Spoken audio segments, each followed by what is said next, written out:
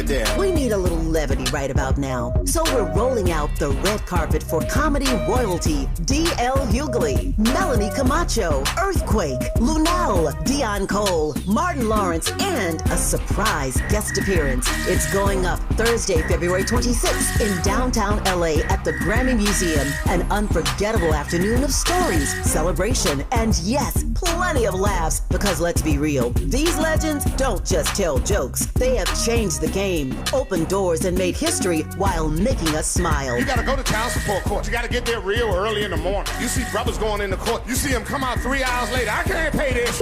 Let me talk to you, baby. Please, let me talk to the witness, Sean. Let me talk to the witness. Brother be working for 3 weeks, get his check is $43.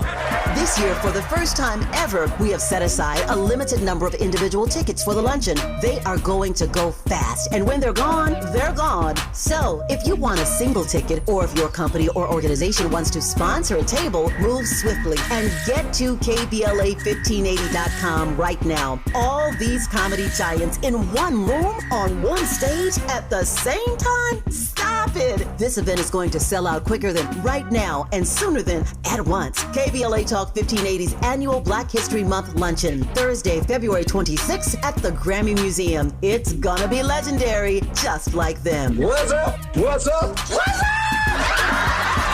You got to laugh the pain away.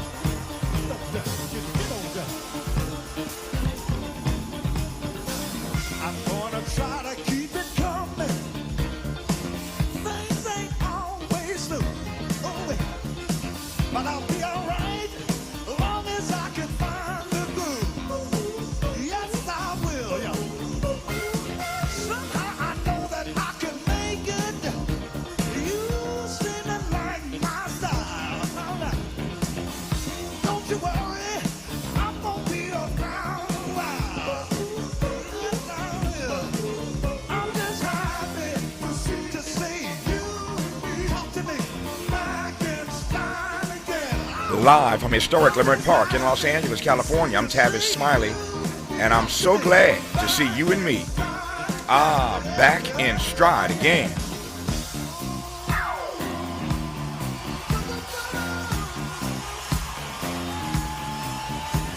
Before we get started with today's show, let me invite you to follow me on Facebook and Instagram at The Real Tavis Smiley, and get updates on X, that's formerly Twitter, at Tavis Smiley. By the way, should you miss any part of today's program or want to catch up on previous shows, you can always visit thetavissmileyshow.com. That's thetavissmileyshow.com, or wherever you get your podcast, and listen to the Tavis Smiley podcast version of this live program at your leisure.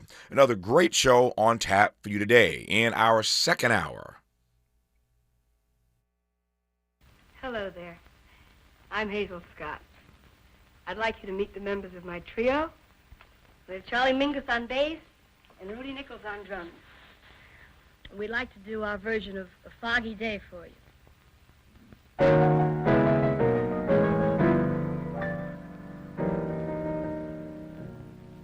I was a stranger in the city, out of town were the people I knew. I had that feeling of self-pity. What to do, what to do, what to do. The outlook was decidedly blue. But as I walked through the dreary streets alone, it turned out to be the luckiest day I know.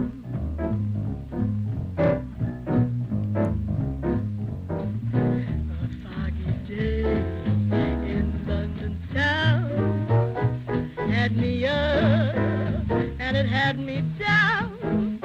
I viewed the morning with much love. The British Museum had lost its charm. You better go, Hazel Scott.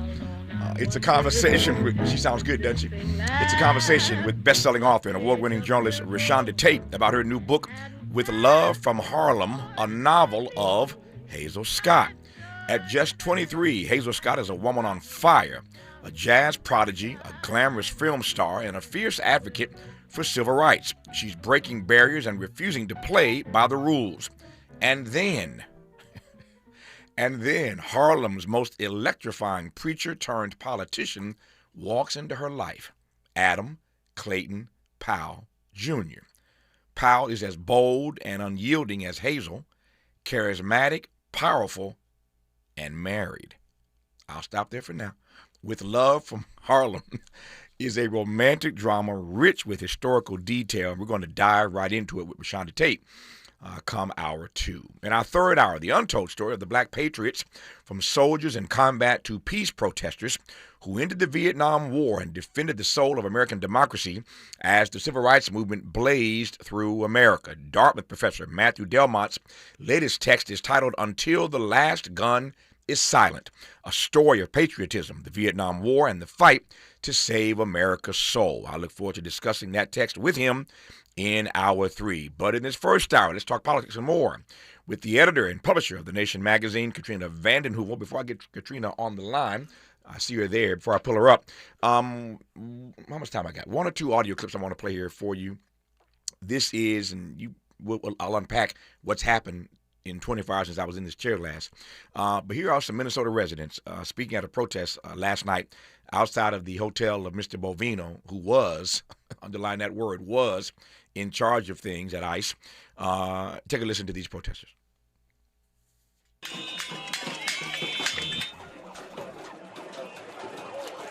I hereby declare this an unlawful assembly. Getting fired is not justice. It's not enough. The man needs to be brought to trial for what he's wrought on Minneapolis and the state of Minnesota.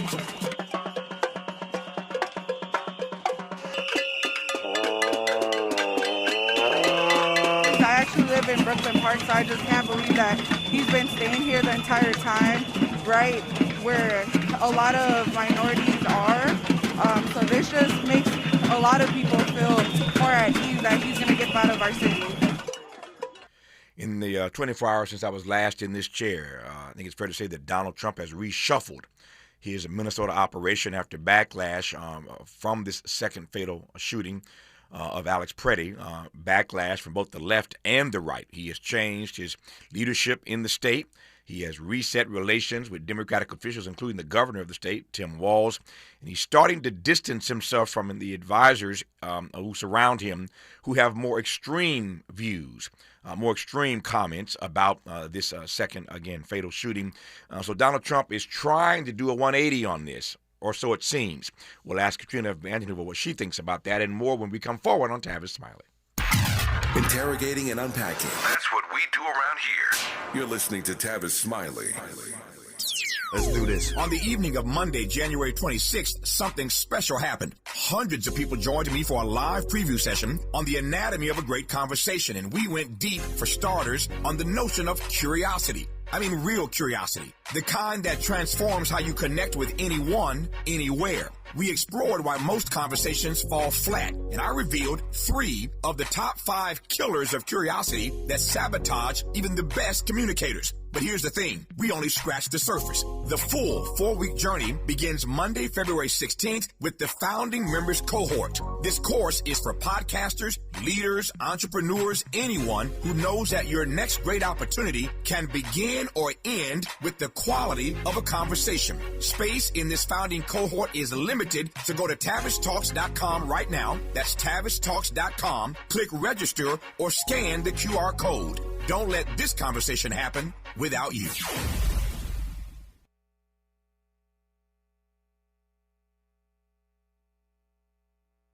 Wouldn't it be great if life came with a remote control? You know, you could hit pause when you needed to, or hit rewind. Like that time you knocked down that wasp's nest. Uh-oh. Or that time you forgot to roll up your windows in the car wash. Fantastic. Yeah, a remote control would have come in handy then. Well, life doesn't always give you time to change the outcome. but prediabetes does. With early diagnosis and a few healthy changes like managing your weight, getting active, stopping smoking, and eating healthier, you can stop prediabetes before it leads to type 2 diabetes. It's easy to learn your risk. Take the 1-minute test today at doihaveprediabetes.org. Life doesn't come with a remote control. Yikes! So you're on your own with the wasps. You have the power to take control of prediabetes. Visit doihaveprediabetes.org today. That's doihaveprediabetes.org. Brought to you by the Ad Council and its Prediabetes Awareness Partners. Are you 50 or older? This news is for you.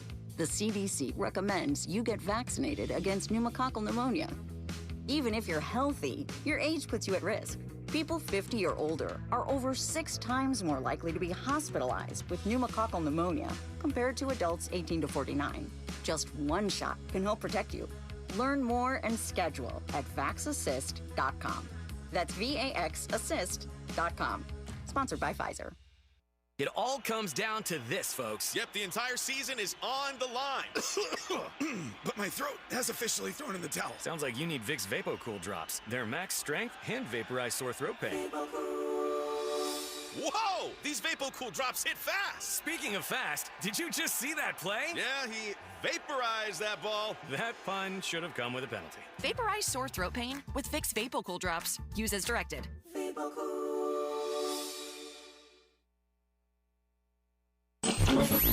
Freedom is an endless meeting. So let's get back to it with Tavis Smiley. Tavis Smiley and Katrina vanden Heuvel, editor and publisher of The Nation magazine. I will cut Katrina loose for the rest of the hour in just 59 seconds here. Here is Caroline Levitt speaking on some of those changes that I teed up a moment ago that have happened in the last 24 hours. With regards to the deployment of Tom Homan to Minneapolis, should the deployment of Mr. Homan to Minneapolis be seen as a sign that the president is dissatisfied with how the officials on the ground had handled the incident? No, Mr. Homan is doing an exceptional job, and he has been working with Secretary Noem and President Trump over the course of the last year. Secretary Noem still has the utmost confidence and trust of the President of the United States, and she's continuing to oversee the entire Department of Homeland Security and all of the immigration enforcement that's taking place across the whole entire country. Of course, Secretary Noem is also in charge of FEMA, and we are in the wake of a brutal winter storm where hundreds of thousands of Americans have been impacted by that. So Borders Are Homan is in a unique position to drop everything and go to Minnesota to continue having these productive conversations with state and local officials. And I know that he's catching a plane in just a few hours to do just that at the request of the president. So you hear Caroline Levitt denying that this change in personnel means that the president is disappointed, lying through her teeth. But the bottom line is that Mr. Bovino at ICE is out. The Borders Are Tom Homan is in. Secretary Noem, speaking of in, was inside the Oval Office for a 2-hour meeting with Donald Trump yesterday. We were told to express her concerns about the situation, but she heard a lot, got an earful, we hear from the president, about his thoughts about the way his administration is being perceived now regarding things in Minneapolis. Okay, that's my setup, Katrina. Thank you for your patience. No question. Take it away. How do you process all this? Thank you, Tavis. Thank you for having me on. My pleasure. So Levitt is good at Orwellian doublespeak. Clearly, Trump is rethinking as he thinks, but he's in sending in Homan, the czar, and in his call to Governor Walz and Mayor of Minneapolis Frey. I think you also saw an attempt to begin some process of dialing down. Think of what he said about Renee Good, January 7th. Before Alex Preddy was gunned down. He, said she was a professional agitator, quote, blamed the shooting on the, quote, radical left. That's not in play right now because even Trump can see people in the streets. And if it was not as brutally cold, there would be double the people in the street. And someone once wrote about the power of the powerless. I've never believed people in motion are powerless, but we're seeing the impact of people. Not just in Minneapolis, but in Kansas City, in Maine, around this country. And we're learning about what ICE has done in communities. There was something ruled a suicide, which was a homicide of someone in ICE detention. So I think we're at a turning point. Tavis. I don't know where it will head now to more sober events like the vote on the Homeland Security budget, which Democrats, if they have a spine, and they've been building spine over these last days, largely due to the movements in the street, that's the next test. But there's no question that Trump is flailing. The polls show it in different ways. Even the polls on, getting rid of ICE are 40 divided country. That's not the case a few weeks ago. So reality has its power, despite a lot of media doing equivalence reporting. But I have to say the New York Times, though its headlines are something to want to change, but they have a video on their site, the NewYorkTimes.com, taking you through Alex Preddy and what happened. And I think people see as, 1992, I believe it was in LA, Rodney King, people saw. It's a different time, it's different, but it's roiling up waters which are not going to be subdued easily. Yep. For those unfamiliar with the term equivalence reporting, unpack that right quick. It's taking sides in a sense. It's not reporting. It's like the equivalence is between climate, you get on a climate denier and he's given, she's given, they're given all the time as much as a scientist with the evidence. But it kind of affects a lot of the media. I think media is changing, but we've also seen, this administration buying up a establishment media that's too often on bended knee due to regulatory pressures and mergers and things. But more important right now is to understand we're at a tipping point, but the Stephen Millers still exist. They're in the White House. And, it's chilling when he talks about force, might, violence. He's not simply referring to the kidnapping and seizure of Venezuela. He's talking, Stephen Miller, about what's happening in the streets of this country, which his ideology has in some sense unleashed through ICE. Yeah. So what will happen now is going to be very important in terms of the politics, Tavis. I mean, going back to the Senate, you're going to see a big vote. I tell your listeners to call your senators today, tell them to vote no on the Department of Homeland Security funding bill that keeps ICE operating with impunity. Yep. And back candidates who are speaking out when others won't. Nope, that's great advice. Support the really beautiful part is support Minnesota groups protecting families on the ground, to see communities arising around people. Mutual aid, solidarity is something very powerful that cannot be denied. Yeah. Katrina mentioned a couple of things I want to go back to right quick, just to put a finer point on this.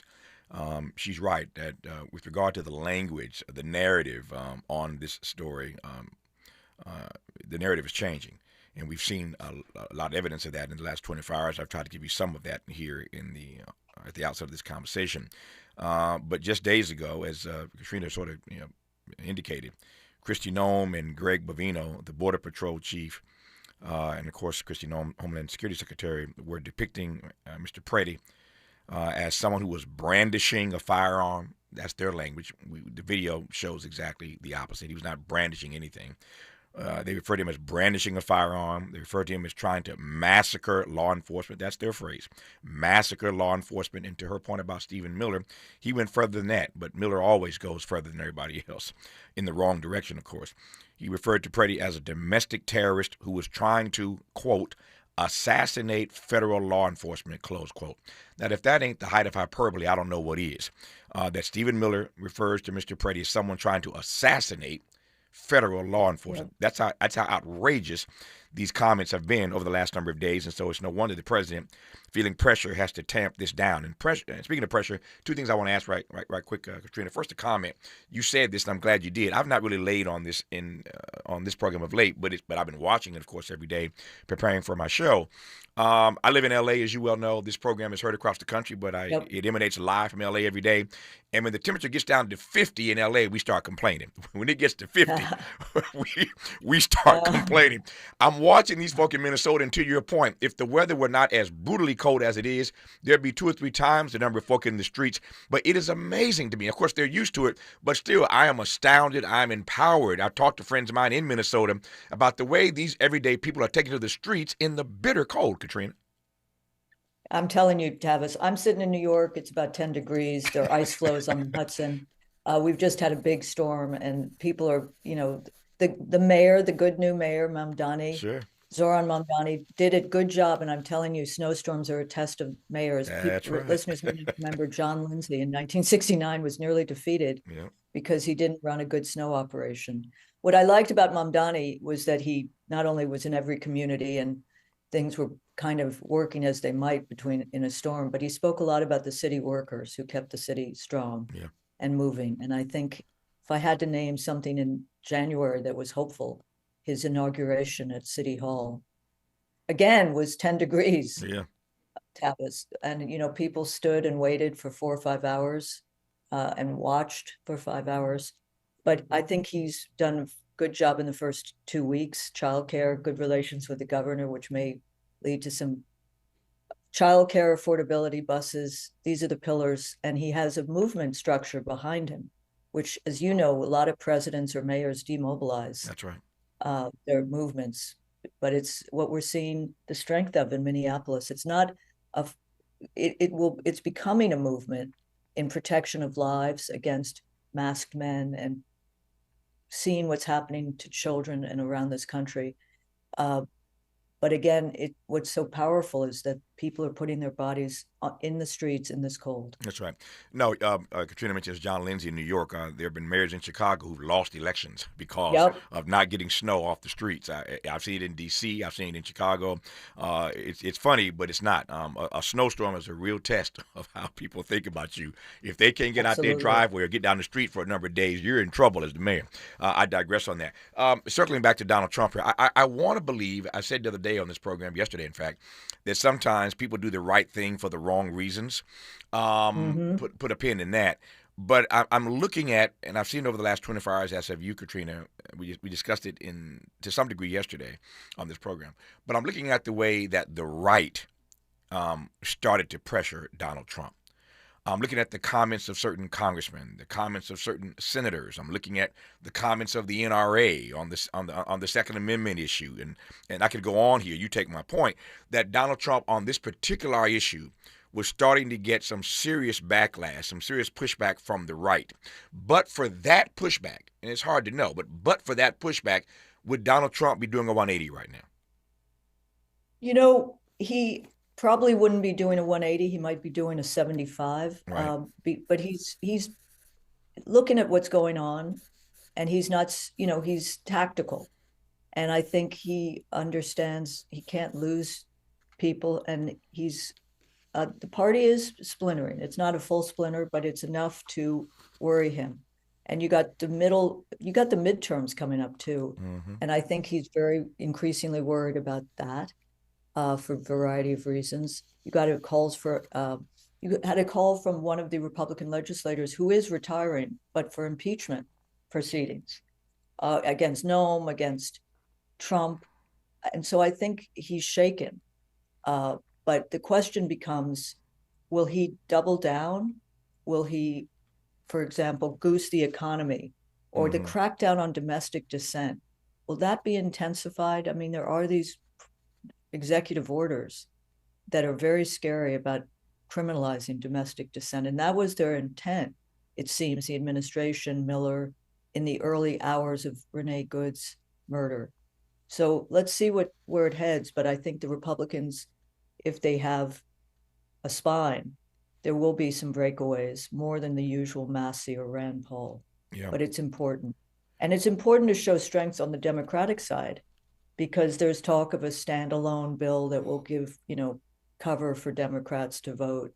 But I'll tell you, abolish ICE has moved as a policy, a principle, a mantra, a moral issue in ways that you didn't expect, I suspect, Tavis. I did not expect. And we were part of coining the term in 2018. Yeah. No, I didn't expect it to answer your. It wasn't a question, but to comment on your statement. No, I did not expect it either. And so you and I. Now we could see distraction. Sure. I mean, this president has been a master at distraction, dividing, plundering the country. Iran, the carriers continue to approach. There's Greenland. There's the quest for the Nobel Peace Prize. There are all sorts of things that, if this doesn't keep a momentum going, not only in the streets, but in the legislators legislatures, both federal and state. We got to keep it moving to make change. Yeah. And I hate to say the fourth pillar of change is part of the electoral process because public opinion is changing. Yeah. But to actually enforce a different kind of more humane policy is going to demand some spine from our electeds. Let me ask you whether or not you think, and again, none of us knows, and Donald Trump is mercurial to say the least, but we have not as yet seen anyone in his administration get booted out as yet, not at a high level. I don't mean the persons they booted out when they first came in to make room for the folk they wanted in those positions. I mean nobody in the inner circle yet has been given the boot yet. 2 hours meeting with Kristi Noem yesterday, and she's really screwed this thing up. Do you sense that she may be the first casualty inside that cabinet? Good question. I think the man who was just deported out of Minneapolis for Homan's arrival, Bovino, maybe yeah. the first. Yeah. I do think every second term has switch ups and shakedowns, and I've heard that there's possibly a purge in the mid-level of like State Department or National Security Council. Mm-hmm. You've already purged about 300,000 federal workers, Tavis. Oh yeah. I mean, they were not at the high level, but see them bring back as they have 17%. I think there was 17% of FEMA workers who were ousted were brought back for the terrible storms afflicting this country. So I think we're going to see change. Now, Marco Rubio is going to get more power, what that means globally. But I think the DHS, FBI, Border Patrol, all of those services are going to see new leadership. Yeah. Now, the question is, new leadership with Steve Miller still being right next to Trump means, it may, you got to be careful. It's not a Band-Aid. No, because Noam has absorbed a lot of rightful attack, but there are many Noams, I hate to say, floating around this country who Trump could. My sense of Trump in this period moving forward is that his main project, this sounds cynical, is enriching him and his family. Hold that thought. When we come forward, I want to talk about that main project, the big grift. Connie Rice was here a few weeks ago, and she says GOP stands for grifters, outlaws, and predators. Grifters, outlaws, and predators. That's what Connie says the GOP stands for. We'll talk about that. We'll also talk about corporate America. They're always slow, but Minnesota is home to 17 major American corporations. What have they said? Why have they been so silent about what's happening in Minnesota? Well, they finally spoke up yesterday, and we'll talk about what corporate America is finally saying. And speaking of Donald Trump, he had a brilliant idea over the last couple of days. I don't know if it was his idea or somebody around him, but it was a brilliant idea. The smartest thing I've seen them say or do in a long time. If you didn't hear about it, I'll tell you what it was or is when we come forward with Katrina vanden Heuvel of The Nation magazine on Tavis Smiley. For all the freedom-loving folk, this is Tavis Smiley. I feel like freedom. The more you listen to your kids, the closer you'll be. So we asked kids, what do you want your parents to hear? I feel sometimes that I'm not listened to. I would just want you to listen to me more often and evaluate situations with me and lead me towards success. We're not adults, so just be there and listen. I just want someone to yap to. And I just feel like I'll be fine if someone just hears me talk and talk and talk and talk and talk and talk and talk.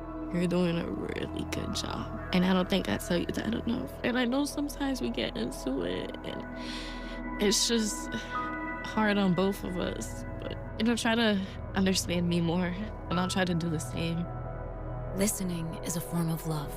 Find resources to help you support your kids and their emotional well-being at sounditouttogether.org. That's sounditouttogether.org. Brought to you by the Ad Council and Pivotal. I'm Bree Wood with BIN News Now. Some Democratic lawmakers are threatening to cut Homeland Security funding, raising shutdown concerns. Senator Alex Padilla accuses immigration agents of reckless actions. How can you, good conscience, continue funding a department without the guardrails and protections? We need independent investigation. Any funding changes would wait until the House returns next month. Barack and Michelle Obama call the killing of Alex Preddy a wake-up call for America. In a joint statement, they say the nation's core values are under assault and criticize the Trump administration for escalating tensions in Minnesota. And Pharrell Williams is receiving France's highest civilian honor. The music producer was named a Knight of the Legion of Honor, praised by President Emmanuel Macron for creativity that transcends art and culture. The Grammys have also added Pharrell as a performer this year. He's up for 3 nominations.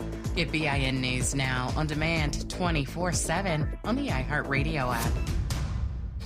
Think It Up is an initiative to activate student-powered, teacher-led learning projects. Students and teachers, how can you spark great learning experiences in your classrooms today? Join at thinkitup.org. Is this the time? This is the KBLA Sports Minute with Ray Richardson. Luka Doncic had a fun time in Chicago last night. 46 points, 12 assists, and 7 rebounds in the Lakers' 129-118 win over the Bulls. LeBron scored 20 of his 24 points in the first half. The Lakers are 3-1 on their 8-game road trip. The Clippers are back in action tonight at Utah. It's a national TV game on NBC, 7 p.m. tip-off. The Clippers have the NBA's best record in January at 10-3. The Chargers officially announced former Miami Dolphins head coach Mike McDaniel as their new offensive coordinator.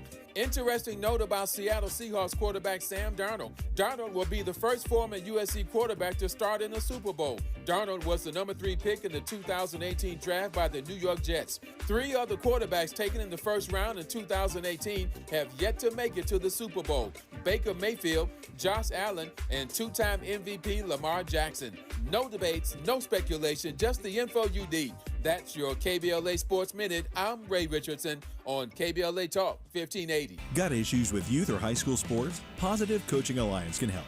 PCA, a national nonprofit, offers more than 1,000 free online resources for youth and high school sports coaches, parents, students, and administrators. Visit PCADevZone.org. KBLA Talk 1580, connecting you with the world. African Focus Incorporated is a community-based organization whose mission is to bring Africans and African Americans together, lead charitable initiatives on the motherland, and educate people from all walks of life on the beauty, legacy, and opportunity of Africa's 54 nations. And it's that time once again when African Focus is teaming up with KBLA Talk 1580 for our 8th annual African Focus Trailblazers Tour. Travel with us in 2026 when we're headed to the southern African nations of Zambia and Botswana for a historical, cultural, and vacation tour led by me, Dominique DePrima, Cultural Ambassador for African Focus Incorporated. Enjoy luxurious accommodations, conscious fellow travelers, shopping, adventures, cultural tours, wildlife safaris, and a giant waterfall, one of the world's 7 wonders, along with a chance to be of service at an orphanage on the continent. Become an AFI trailblazer by exploring the motherland with a nonprofit organization that has members in Africa and America to help roll out the red carpet for you, and together we'll make a difference and have fun doing it. For more information, visit africanfocus.org or call 310-676-7300. That's 310-676-7300 or africanfocus.org. Whether it's stateside or exploring the diaspora, we're with you every step of the way. African Focus and KBLA Talk 1580. Come go with us.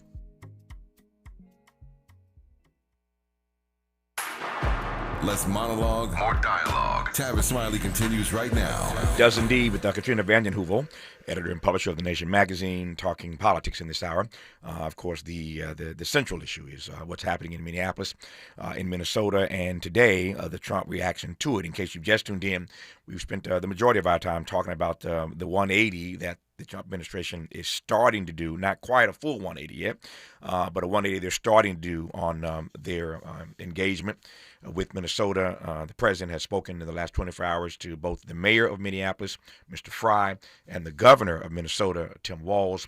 He has reshuffled his Minnesota operation amidst this backlash from both the left and the right after this second killing, this one of Alex Preddy. So the Trump administration is sort of rethinking and reassessing and changing personnel. In fact, Mr. Bovino, the head of ICE, is out of Minnesota. Tom Homan, the border czar, is in Minnesota. And so they're making some changes. And so it seems to be a tamping down, a de-escalation That's what it seems to be. We shall see if that holds and what that really means. But again, a lot's happened in the 24 hours since I last sat in this chair. So I was saying to Katrina a moment ago, who I'm always honored to have on this program. I love her insights. I was saying to her a moment ago that Minnesota is interesting. It is home to 17 major corporations. These are members of Fortune's roster of the 500 largest companies in the U.S. Companies like United Health Group, Target, Best Buy, 3M, General Mills, 17 major corporations in the state of Minnesota. And they've been, eerily silent about what's been happening there. And so they finally got around to putting out a statement. The statement was, sort of milquetoast, put another way, weak as pre-sweetened Kool-Aid, if you ask me. But the point is that these corporations finally felt the pressure and the need to actually say something is significant, because when the business community speaks up, Donald Trump seems to hear them better than anybody else, Katrina. But corporate America in Minnesota is now on record asking for a de-escalation of this crisis. I think it's critically important. We have at the top of our website, thenation.com, Tavis, at this time, want to stop ICE, go after its corporate collaborators. Mm-hmm. I mean, ICE can't function without help from the private sector. And there have been 2 or 3 wins in the sense of Avalo Airlines. Activists around the country successfully pushed Avalo Airlines to stop running deportation charter flights. And workers in Minneapolis pushed a local Hilton to stop renting rooms to ICE agents. These wins are a fraction, but there is a kind of corporate campaign, understanding, as you alluded to, Tavis, that anti-authoritarian scholars, organizers stress the most important thing for pro-democracy movements is peel away the regime's, quote, pillars of support. And I think business is very important, certainly in the Trump eye. One of society's most important non-state institutions. Yeah. And so I think it's something that people are focused on, and there is an organizing campaign. And I think, that's, as you noted, the statement so far is what it is, but there's more work to be done. Yeah, a lot more work to be done. You mentioned earlier. And, go ahead. I was going to say, I wanted to come back to the idea of plunder. Yeah. Personal plunder. Mm-hmm. The New Yorker magazine, I think last week, estimated the Trump family fortune has grown by over $3 billion this year. Now that would be 2025. And, if you think about it, the embrace of cryptocurrency has piled into Trump's pockets, his son's pockets, his family's pockets. He's abused his pardon powers. Now, that's not solely Trump, but it says that he's going $1 million per pardon to insider lobbyists. Wow. Yeah. It's just, it's sort of, the numbers are so large, the corruption is so shameless. Yeah. As he relies on his mentor, Trump's mentor, Roy Cohn, always said, go shameless. But it's, to me, it shows that there's a lot of reconstruction to be done, because it can't be normal, this pay to play. Though we've seen it before, we have to find a way to bring people back into the picture here. And the plutocratic policies are so, he plays this game of I'm for the people, but the economic policies are really traditional class business agenda tax cuts. Now he's going to talk affordability, Tavis, and we got to be prepared to say Trump's affordability. What's that? Yeah. And when he lies about prices in the supermarket, people, social media, tell what's going on in your community. But I'm just, I think the ICE piece is also something to look at. The good news, if there's any good news, is that the private prison industry has been overtaken. So it's sort of out of the picture, but to look at the corporate entities involved in deportation centers, I think is an organizing value as well. No, you make a strong point here. The plunder is real. The grift is real. Trump is selling crypto.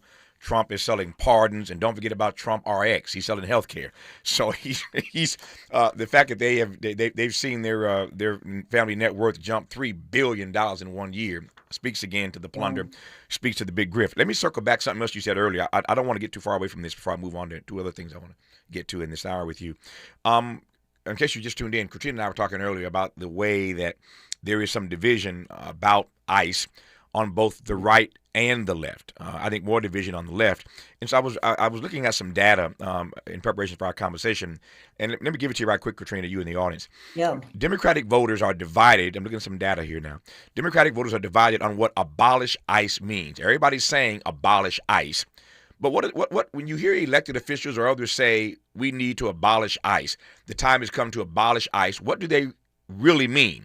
Take a listen now. It's a good question. Do they mean, let me give you three options. Do they mean, does abolish ICE means that ICE should be fully eliminated as a federal agency along with all of its functions? Does abolish ICE mean, number two, that ICE should be fully eliminated as a federal agency and its functions and funding should be reallocated to other existing agencies? Or does it mean, number three, abolish ICE, that ICE should be replaced with a new immigration enforcement agency that is more functional? And I'm looking at the data. I won't give you a bunch of numbers. It's radio. You can't see this. I don't want to confuse you. But the point is that there are at least three definitions of what folk mean when they say abolish ICE. What do you make of that, Katrina? Well, I would go back in history, which is not a long time ago, but remember that DHS emerged from 2001, and there was a whole paramilitary kind of consulting class, new agencies formed. Mm-hmm. I would say number two is the most possible, and maybe. And number two, again, is abolish ICE means that ICE should be fully eliminated as a federal agency and its function and fundings reallocated to other existing agency. That's number two. Okay. Yeah. Go ahead. And I think that what DHS has produced in the culture is the recruitment has been exposed as minimal. The masks are a sign of a kind of thug country, Gestapo-like. It has finished its value in many ways because it's so tainted, it seems to me, by Minneapolis. Mm-hmm. But what has to happen is not that it be folded into other agencies and given the same mission, but you need a redirection of how you deal with the immigrant issue. Mm-hmm. And that may be much tougher, but I don't think you keep DHS because it was founded at a different time and it has proven its lack of value. Yep. It's been so demonized, rightly so, Yep. in this last, in these last few weeks, that I think one needs to think hard Yep. about redirecting. And I'm not talking about prison. There is abolish prisons. Mm-hmm. There is an abolitionist movement. Right. I'm not talking about defund the police. I'm talking about closing down DHS. It's not a valuable institution. It's been so demonized. Yeah. I think the takeaway is that when you hear in the days ahead, electeds and others talk about abolishing ICE, I'm talking to the listeners now, ask them what do they mean? Because they may not mean what you think they mean, and they may not mean what you think it ought to mean when they use the term abolish ICE. When you hear people use that term, I'm certainly asking folk on this program, and they say that, what do you mean by that? And you should ask folk as well when you hear them use that term, abolish ICE, what do they really mean? I mentioned moments ago that Donald Trump and Republicans had a good idea a couple of days ago. Democrats, I'm told, are now thinking about doing the same thing, copying Republicans. What is it? We'll talk about it with Katrina vanden Heuvel when we come forward on Tavis Smiley. From Lamert Park with love, this is Tavis Smiley. And we're live here outside the Perez family home, just waiting for and there they go, almost on time this morning. Mom is coming out the front door strong with a double-arm kid carry. Looks like Dad has the bags. Daughter is bringing up the rear. Oh, but the diaper bag wasn't closed. Diapers and toys are everywhere. Ooh, but Mom has just nailed the perfect car seat buckle for the toddler. And now the eldest daughter, who looks to be about 9 or 10, has secured herself in the booster seat. Dad zips the bag closed, and they're off. But looks like Mom doesn't realize her coffee cup is still on the roof of the car. And there it goes. Oh, that's a shame. That mug was a fam favorite. Don't sweat the small stuff. Just nail the big stuff. Like making sure your kids are buckled correctly in the right seat for their age and size. Learn more at nhtsa.gov/the right seat. Visit nhtsa.gov/the right seat. Brought to you by NHTSA and the Ad Council. Hey, KBLA delegation, you know what's better than laughing? Laughing while celebrating the legends who made us laugh in the first place. KBLA Talk 1580 is proud to present our annual Black History Month luncheon. And this year, we're honoring comedy greats, trailblazers who broke barriers, and funny bones at the same time. You had to grow up early when we was growing up because your parents were sending you to the store to buy.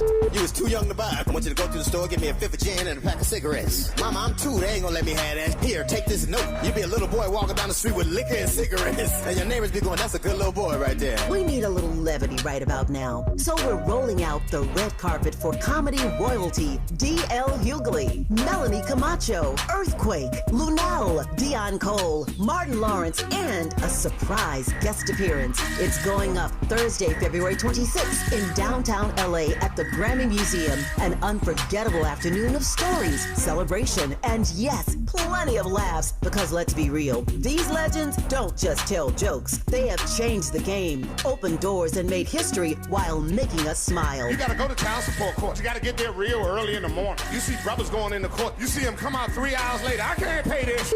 Let me talk to you, baby. Please, let me talk to the witness, Sean. Let me talk to the witness. Brother be working for 3 weeks, get his check is $43. This year, for the first time ever, we have set aside a limited number of individual tickets for the luncheon. They are going to go fast, and when they're gone, they're gone. So, if you want a single ticket, or if your company or organization wants to sponsor a table, move swiftly and get to KBLA1580.com right now. All these comedy giants in one room on one stage at the same time? Stop it! This event is going to sell out quicker than right now and sooner than at once. KBLA Talk 1580's annual Black History Month luncheon, Thursday, February 26th at the Grammy Museum. It's gonna be legendary, just like them. What's up? What's up? What's up? You got to laugh the pain away.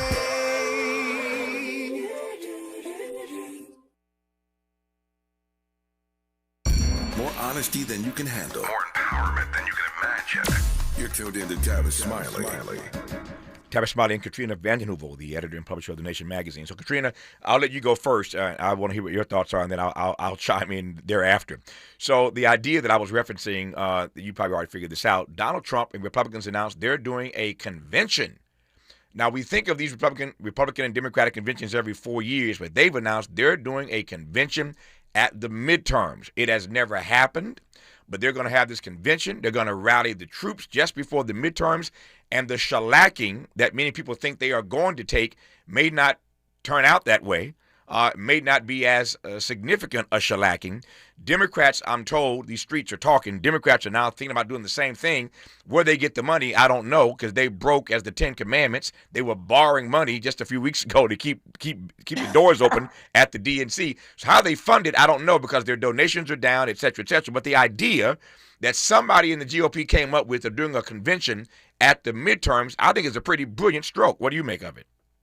Oh, I mean, this has been touted. This has been moving around for years, Tavis. Yep. I mean, I remember Ronnie Duggar, who used to be editor of the Texas Observer, came into the Nation offices every few months to propose we call for a constitutional convention. I don't know whether it's just a party convention to rally the forces. Right. I mean, that's not going to, if you do a convention to rally the forces pre-midterms, that could be seen as a spectacle, performative. You're not really dealing with the problems of the country. Mm-hmm. I mean, the assault on democracy is serious.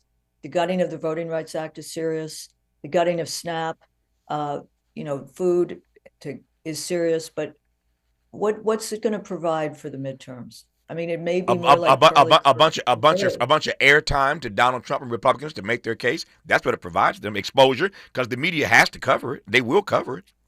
Well, not if it looks like so self-interested that it's so directly related to the midterm. Fox will cover a lot of it, but that's your floor or your ceiling. But I don't know, Tavis. It's an interesting. The Democrats following on isn't as exhilarating a thought. Yeah. But I think it's a mixed sword. I mean, a mixed bag. Yeah. Because I think people want to know what's in it for. Now, this is back to kind of conventional political thinking, but what's the future? What's this going to do for me, my family? I think you could have some interesting counter programming by progressive Democrats or Democrats. Sure. But it's not clear to me that that's going to be the way out. They're already doing the 250th anniversary this year, big time Trump parades, armies. So I'm interested in your thought. You think it's pretty strong? Yeah, I think as ideas go, it's not a bad idea. It gives you a chance again to reset, to level set. Gives you a chance to brag about whatever you think you've accomplished. It gives you a chance to lay out what your agenda is for the last 2 years of your term. It gives you a chance to rally the troops. But ultimately, as I said a moment ago, the media is the media. And I hear your point, and I want to believe that you're right, that the media may say, hey, that's just a bunch of nonsense. We're not covering that. But that ain't how the American media works. If Donald Trump is there and all these other major Republicans are there, they're going to be there. They're going to cover this.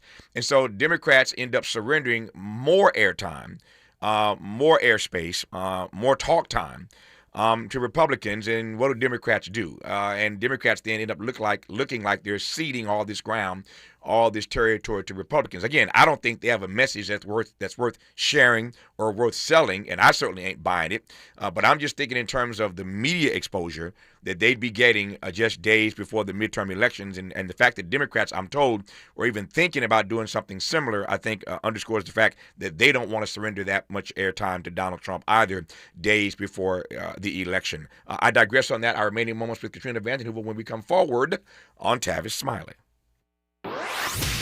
Helping to stretch your moral and political imagination. This is Tavis Smiley. You can't escape a traffic jam. Know what else you can't escape? Seasonal allergies. And you might think you can avoid that coffee stain until... Oh, really? You can't escape a lot of things in life, but you can escape prediabetes. Prediabetes captures 1 in 3 adults. There are usually no signs of prediabetes. In fact, most people don't even know they have it.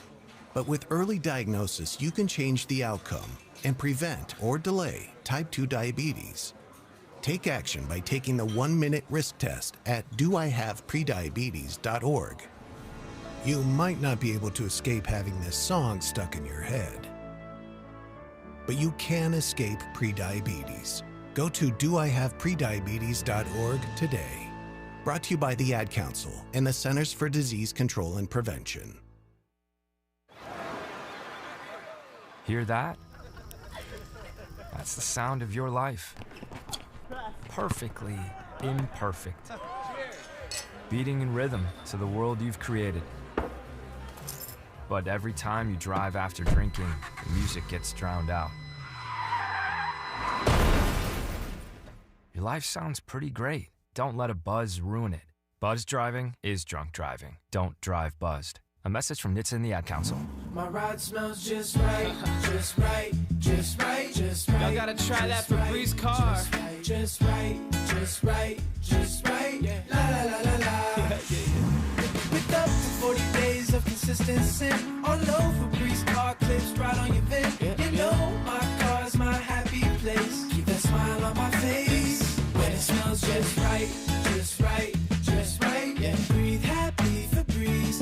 La la la la la. KBLA Talk 1580. We've got a lot to talk about. KBLA Talk 1580, connecting you with services and solutions. Worried about eviction? You have rights, and Stay Housed LA can help.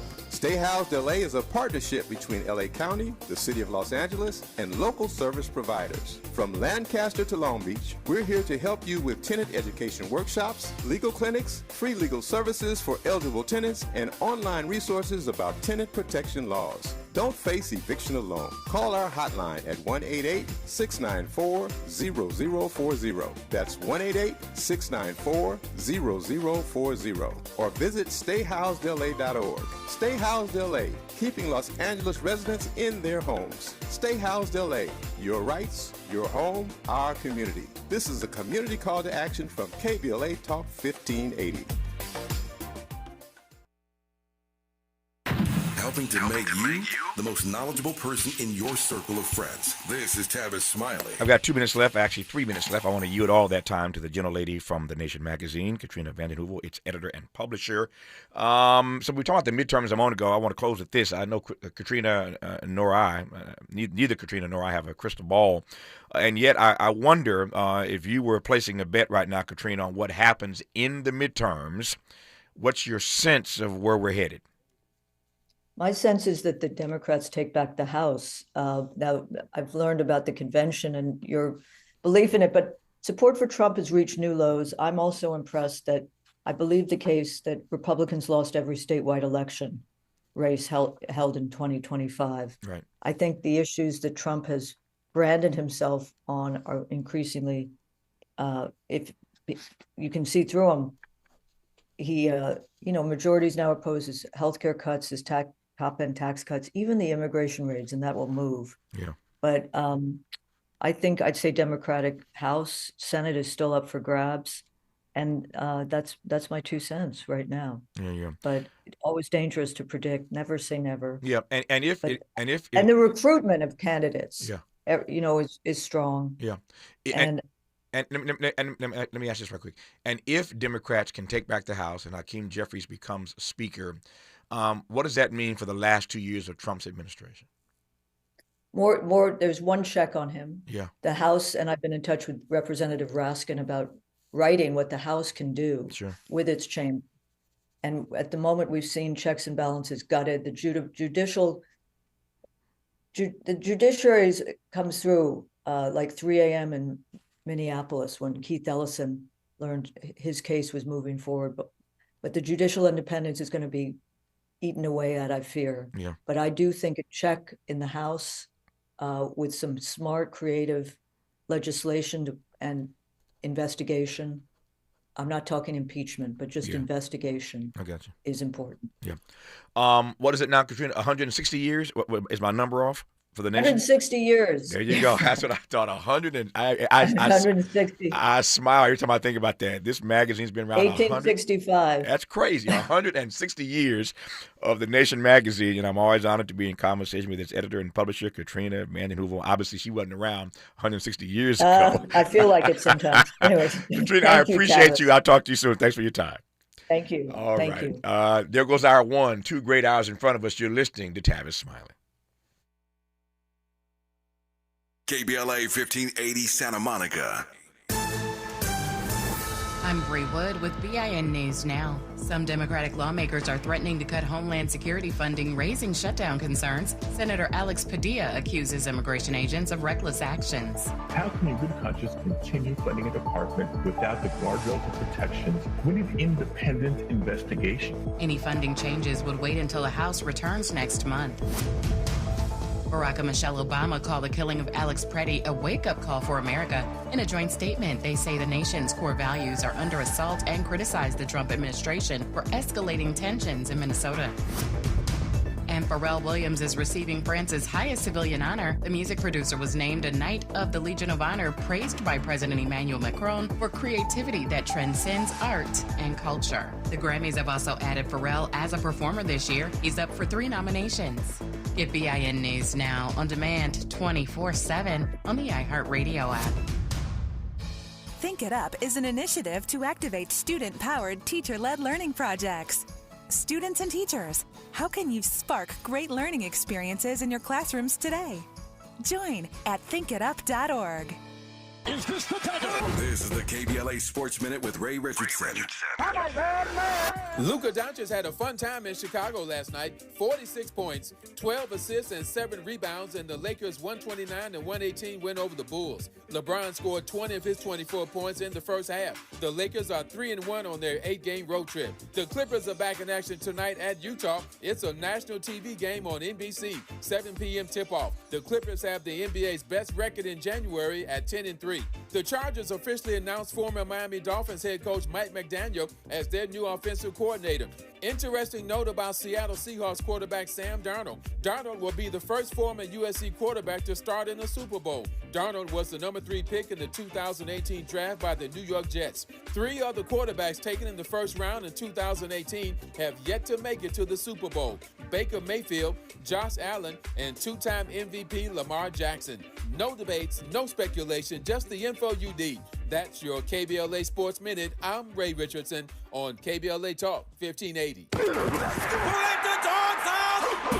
Tired of the same old sports talk? Ready to go where the real conversation happens? Hi, I'm Ray Richardson, host of Out of Bounds, the sports show that doesn't play it safe. Every Friday at 6 p.m. on KBLA Talk 1580, my co-host Neil Scarborough and I get you ready for the weekend. We take you beyond the highlight reels and into the stories that matter. The controversial calls, the game-changing plays, the athletes making headlines for all the right reasons and sometimes the wrong ones. From the NFL to the NBA, college ball to the pros, if it's happening in sports, we're breaking it down with no filter and all opinion. Tune in to Out of Bounds with me, Ray Richardson, and my co-host Neil Scarborough, live every Friday at 6 p.m. only on KBLA Talk 1580, because the best conversations happen out of bounds. KBLA Talk 1580, where Los Angeles talks. Hello there. I'm Hazel Scott. I'd like you to meet the members of my trio. We have Charlie Mingus on bass and Rudy Nichols on drums. We'd like to do our version of A Foggy Day for you.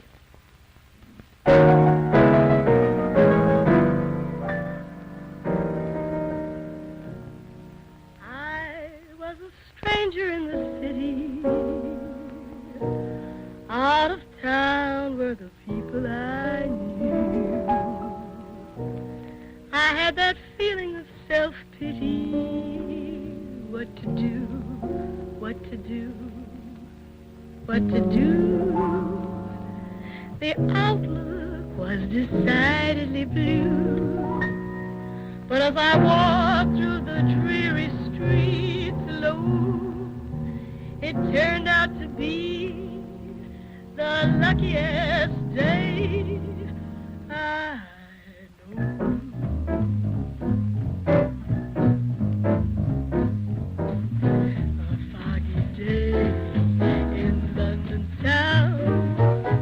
Had me up and it had me down. I viewed the morning with much love. The British Museum had lost its charm. I'm Tavis Smiley. That's Hazel Scott sounding good. In this hour, a conversation with best-selling author and award-winning journalist ReShonda Tate about her new book. It's called With Love from Harlem, a novel of Hazel Scott. At just 23, Hazel Scott is a woman on fire, a jazz prodigy, a glamorous film star, and a fierce advocate for civil rights. She's breaking barriers and refusing to play by the rules. And then Harlem's most electrifying preacher-turned-politician walks into her life, Adam Clayton Powell, Jr. Powell is as bold and unyielding as Hazel. He's charismatic, he's powerful, and he's married. I'm going to stop there and introduce ReShonda Tate. ReShonda, how are you? Good to have you on the program today.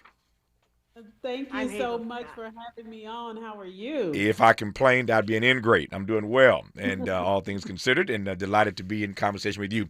This audience knows how I do it. I love the backstory, so let me just start with my backstory question, and we will jump from there. Tell me why the story of Hazel Scott so enthralls you, why it pulled you in to spend all the time writing this novel.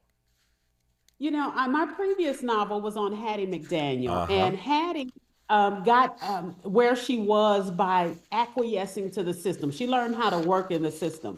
And so as I was researching her, I discovered Hazel, who made the system work for her. And I was enthralled by that, number one, because all I really knew about her was that Alicia Keys inspired her at the Grammys. And so once I went down this rabbit hole, I was like, why do we not know about this woman, and how can I learn more? Yeah, I love that. I love that. Since you mentioned Hattie McDaniel, that was your last book. I was going to get to that a little bit later. But since you went there, let me follow you right now. Tell me what you learned, what your takeaways were. And I know there are many, but just give me just top line some of the takeaways about the life of Hattie McDaniel, this Oscar winner.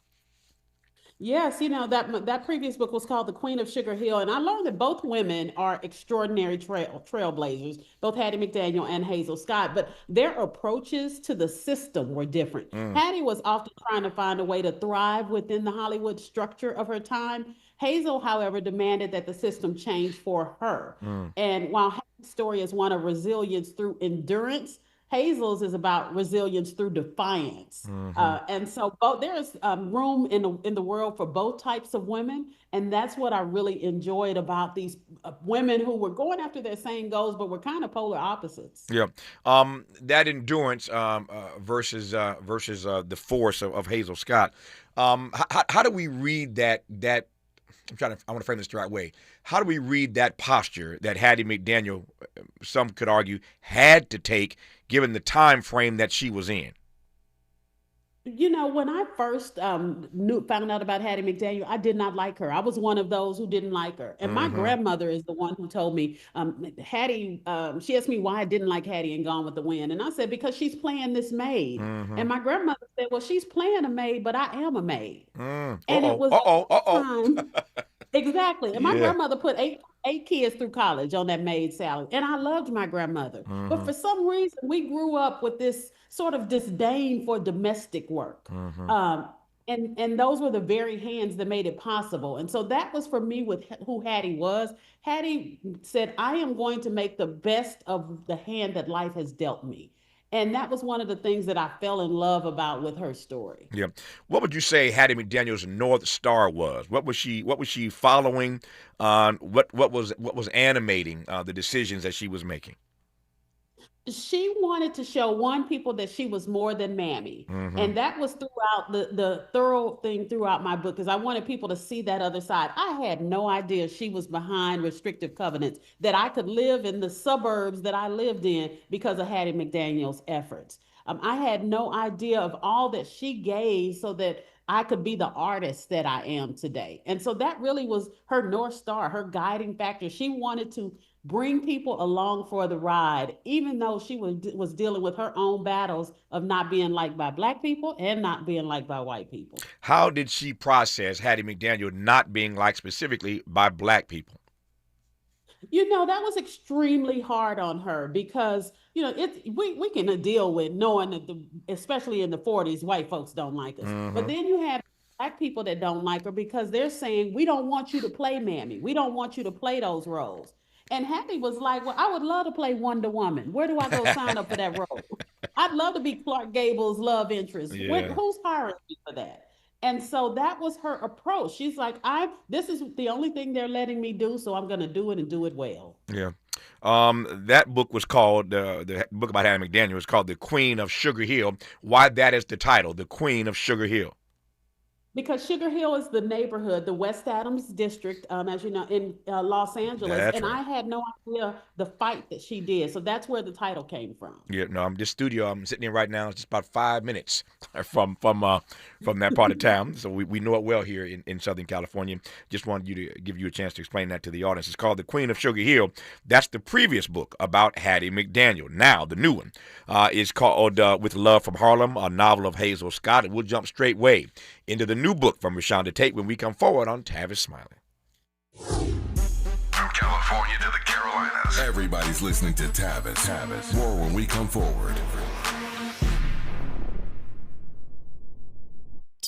Let's do this. On the evening of Monday, January 26th, something special happened. Hundreds of people joined me for a live preview session on the anatomy of a great conversation, and we went deep, for starters, on the notion of curiosity. I mean, real curiosity. The kind that transforms how you connect with anyone, anywhere. We explored why most conversations fall flat, and I revealed 3 of the top 5 killers of curiosity that sabotage even the best communicators. But here's the thing, we only scratched the surface. The full 4-week journey begins Monday, February 16th with the Founding Members Cohort. This course is for podcasters, leaders, entrepreneurs, anyone who knows that your next great opportunity can begin or end with the quality of a conversation. Space in this Founding Cohort is limited, so go to TavisTalks.com right now. That's TavisTalks.com. Click register or scan the QR code. Don't let this conversation happen without you.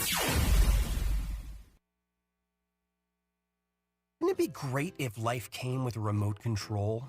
You know, you could hit pause when you needed to, or hit rewind, like that time you knocked down that wasp's nest. Uh-oh. Or that time you forgot to roll up your windows in the car wash. Fantastic. Yeah, a remote control would have come in handy then. Well, life doesn't always give you time to change the outcome, but prediabetes does. With early diagnosis and a few healthy changes like managing your weight, getting active, stopping smoking, and eating healthier, you can stop prediabetes before it leads to type 2 diabetes. It's easy to learn your risk. Take the 1-minute test today at doihaveprediabetes.org. Life doesn't come with a remote control. Yikes! So you're on your own with the wasps. You have the power to take control of prediabetes. Visit doihaveprediabetes.org today. That's doihaveprediabetes.org. Brought to you by the Ad Council and its prediabetes awareness partners. Are you 50 or older? This news is for you. The CDC recommends you get vaccinated against pneumococcal pneumonia.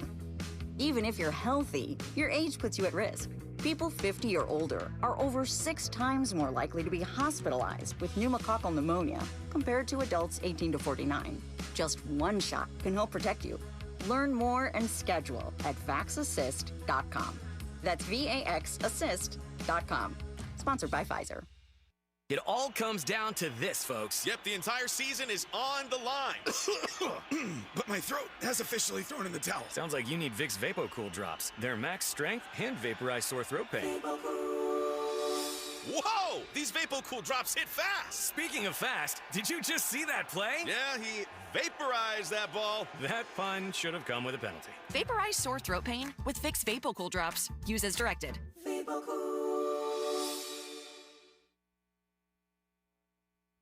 Made fresh daily in Leimert Park, Los Angeles, California. You're listening to Tavis Smiley.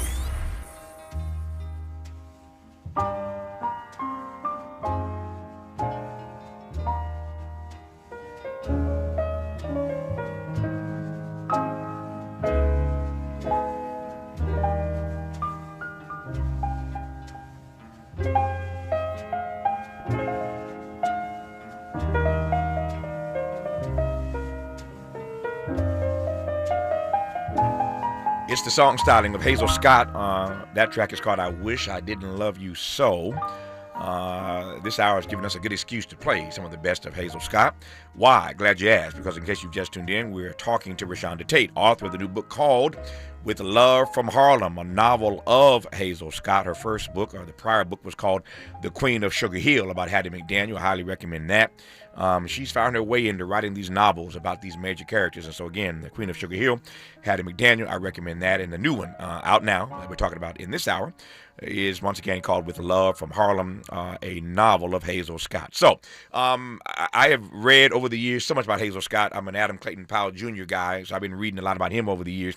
Keep the faith, baby. Keep the faith. That's Adam Clayton Powell Jr. But the story of Hazel Scott is a fascinating one unto itself. Let me just ask you this.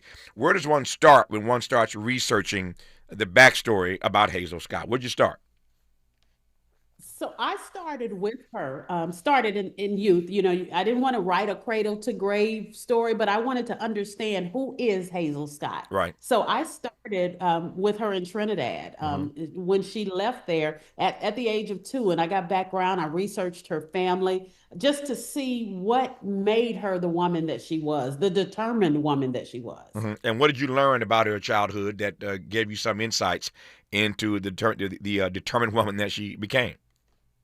Yes, her family. I mean, she came from a musical family. Her mother was Elma Long Scott, and her driving force came that Hazel was the only one of her mother's children that survived. Her mother lost several children, and then including a son who her mother was extremely, extremely devastated about. And Hazel bore guilt for being the one that survived. Her mother never treated her as such, but she always felt like, I have to succeed because I lived and my brother died.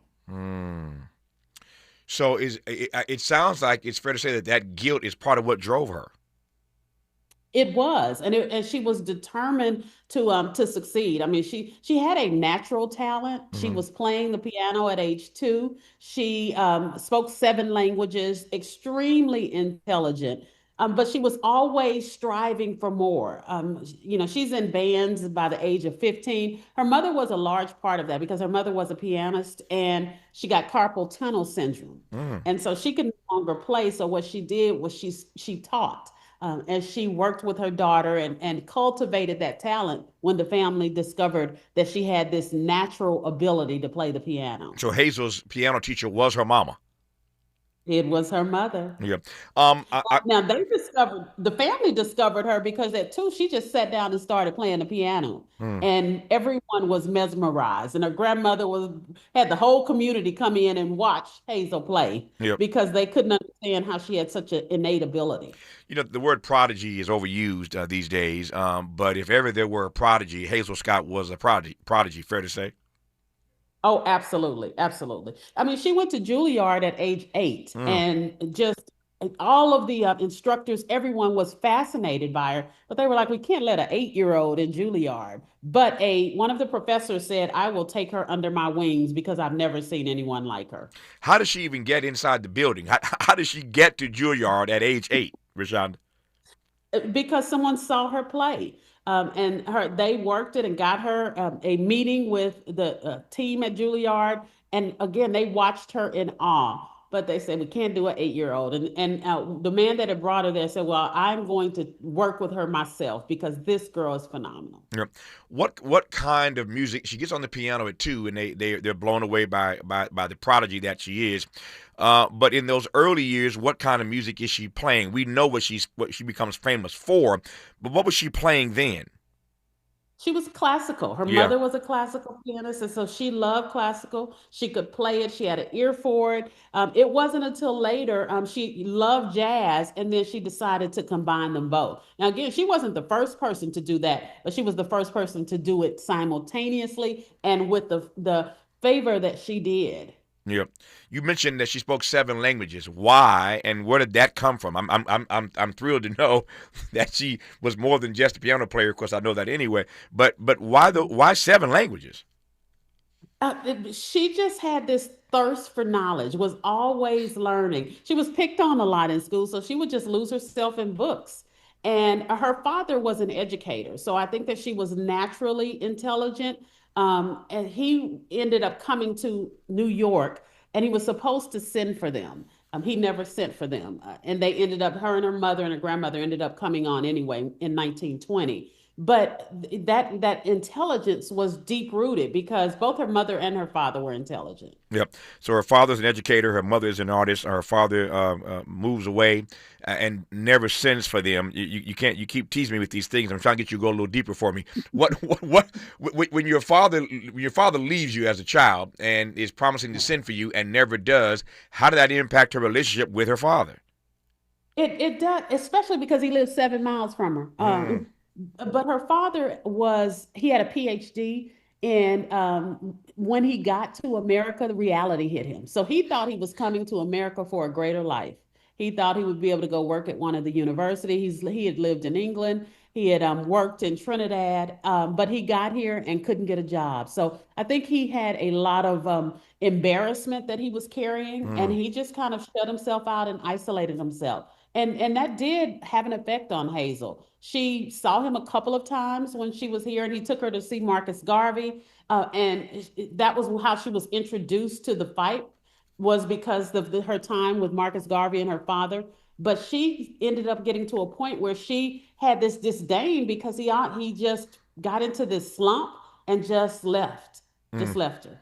So her mother. So what did that relationship turn out to be or not turn out to be? Did it never materialize? Did it never grow? What about the relationship between her and her father?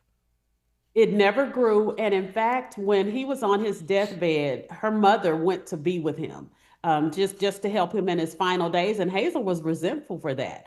She was like 15, and she said, this man has been gone from our lives for all these years. So she resented her mother for being there in his final hours. But again, it came back to her trying to prove something. She was going to prove that she was worthy of love. She was going to prove that make her father regret walking out of her life.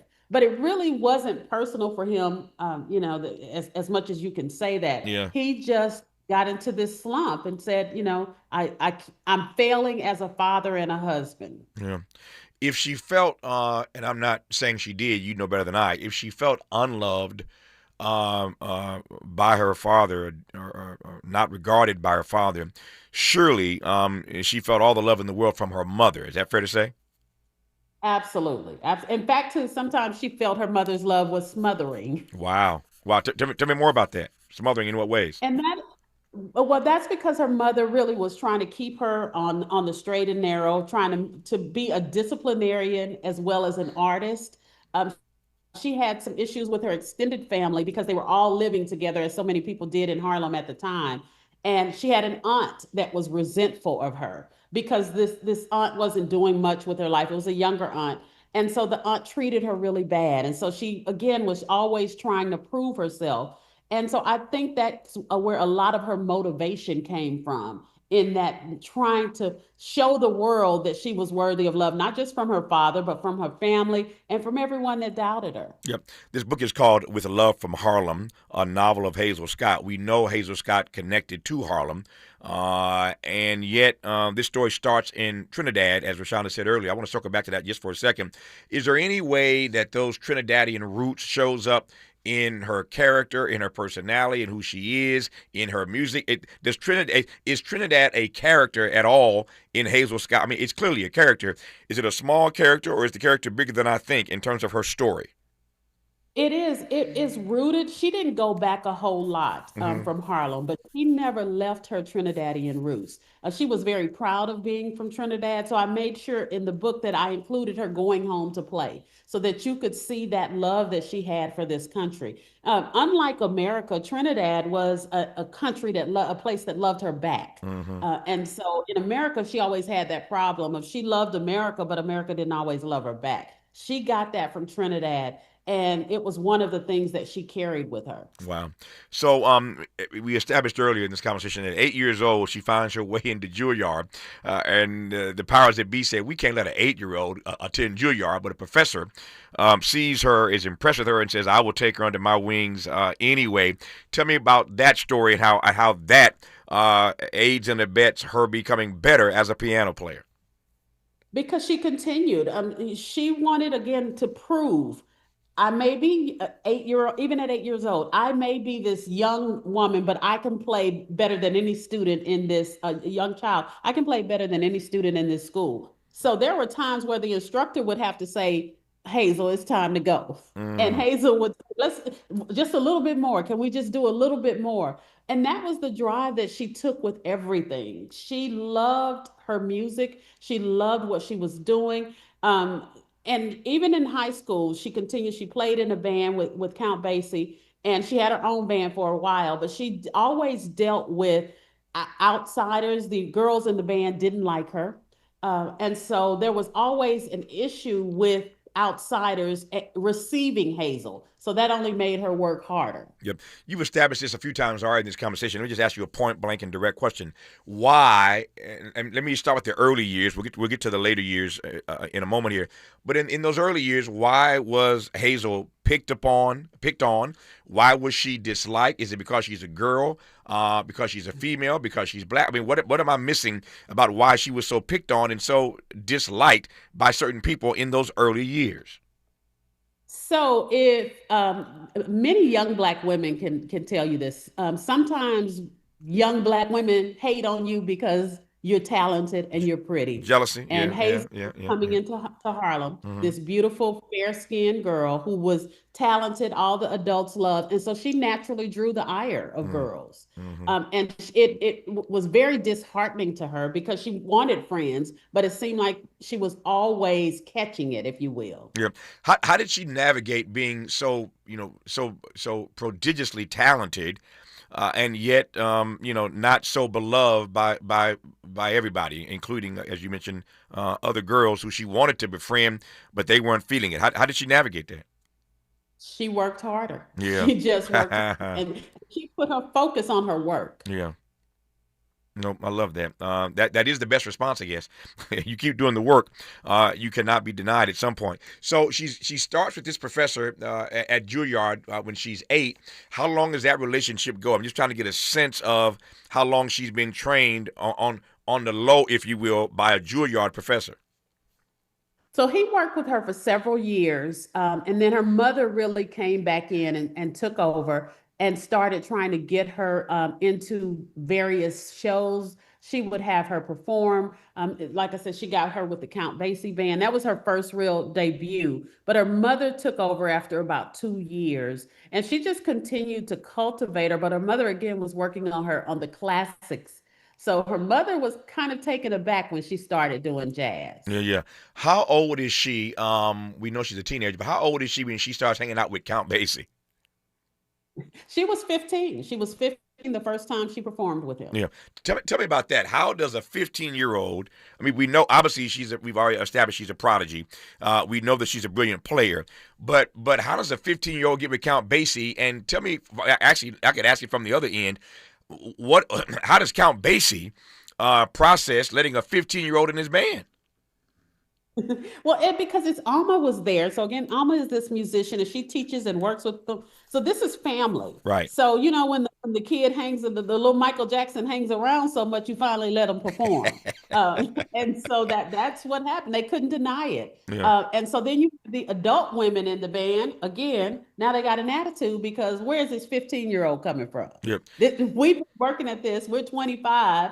Why is this 15-year-old getting the shine? So again, she continued to catch that hate, if you will, as she tried to navigate this career that she wanted. My assumption is, and from what I've read, at 15 with Count Basie, she did not disappoint. At all. At all. And so it got to the point where no one could deny it. She did end up getting, like I said, with the band. Her mother formed an all-girls band. But again, she was the youngest person in the band. I think by that point, that was 17 or 18. And they did not like, all the other women were older. Yep. And she ended up saying, I would rather just do this by myself than come here every day and be beat up. Resent may be too strong a word, but how did her mother process that her mother wanted her to play the classics and she's now leaning in the jazz direction? Her mother couldn't deny it. So once her mother saw her on those 2 pianos, her mother said, okay, you know, you didn't tell me about that jazz number and but I got to admit it was good. And so when you're good, they can't deny it. And that's what ended up happening with her mother. Yep. Her mother just wanted to make sure she maintained that love and that experience for the classics. Yep. The book is called With Love from Harlem, a novel of Hazel Scott. We're getting a download, a masterclass in this hour on who Hazel Scott was and her amazing talent. We've been talking about her upbringing. When we come forward, we're going to continue our conversation, and we are going to get into, you heard ReShonda reference earlier, her father took her to see Marcus Garvey, and that's what inspired her to be such a fierce defender of civil rights. So she's not just an amazing player, but she's also becoming an activist as she grows in years. We'll talk about that part. We'll talk about her work. We'll talk about the Adam Clayton Powell part of the story. Ooh, so much more to cover with ReShonda Tate, discussing her new book, With Love from Harlem, a novel of Hazel Scott, when we come forward on Tavis Smiley. This is getting good. Yeah, man. Tavis Smiley continues when we come forward. The more you listen to your kids, the closer you'll be. So we asked kids, what do you want your parents to hear?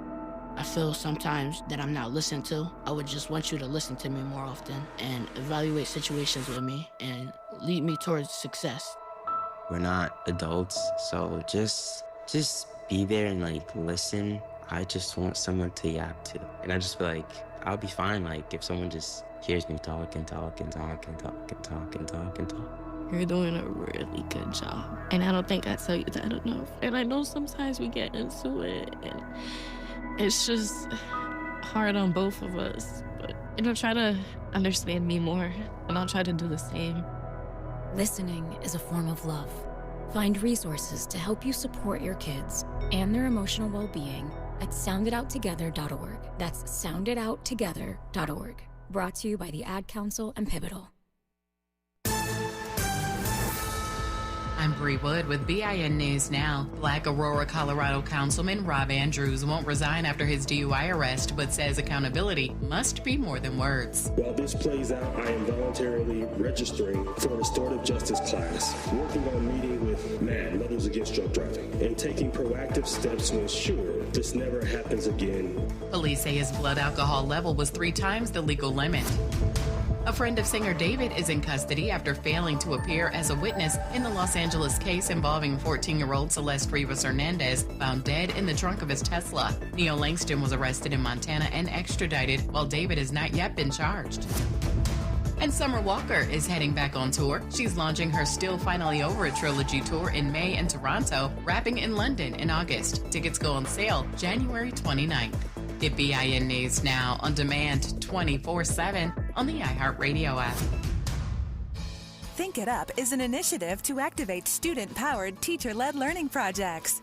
Students and teachers, how can you spark great learning experiences in your classrooms today? Join at thinkitup.org. Is this the title? This is the KBLA Sports Minute with Ray Richardson. Luka Doncic had a fun time in Chicago last night. 46 points, 12 assists, and 7 rebounds in the Lakers' 129-118 win over the Bulls. LeBron scored 20 of his 24 points in the first half. The Lakers are 3-1 on their 8-game road trip. The Clippers are back in action tonight at Utah. It's a national TV game on NBC, 7 p.m. tip-off. The Clippers have the NBA's best record in January at 10-3. The Chargers officially announced former Miami Dolphins head coach Mike McDaniel as their new offensive coordinator. Interesting note about Seattle Seahawks quarterback Sam Darnold. Darnold will be the first former USC quarterback to start in the Super Bowl. Darnold was the number 3 pick in the 2018 draft by the New York Jets. 3 other quarterbacks taken in the first round in 2018 have yet to make it to the Super Bowl. Baker Mayfield, Josh Allen, and 2-time MVP Lamar Jackson. No debates, no speculation, just the info you need. That's your KBLA Sports Minute. I'm Ray Richardson on KBLA Talk 1580. Ready to order? Yes. We're earning unlimited 3% cash back on dining and entertainment with a Capital One Saver card, so let's just get one of everything. Everything? Fire everything. The Capital One Saver card is at table 27, and they're earning unlimited 3% cash back. Yes, Chef! This is so nice. Had a feeling you'd want 3% cash back on dessert. Ooh, tiramisu. Earn unlimited 3% cash back on dining and entertainment with the Capital One Saver card. Capital One, what's in your wallet? Terms apply. See CapitalOne.com for details.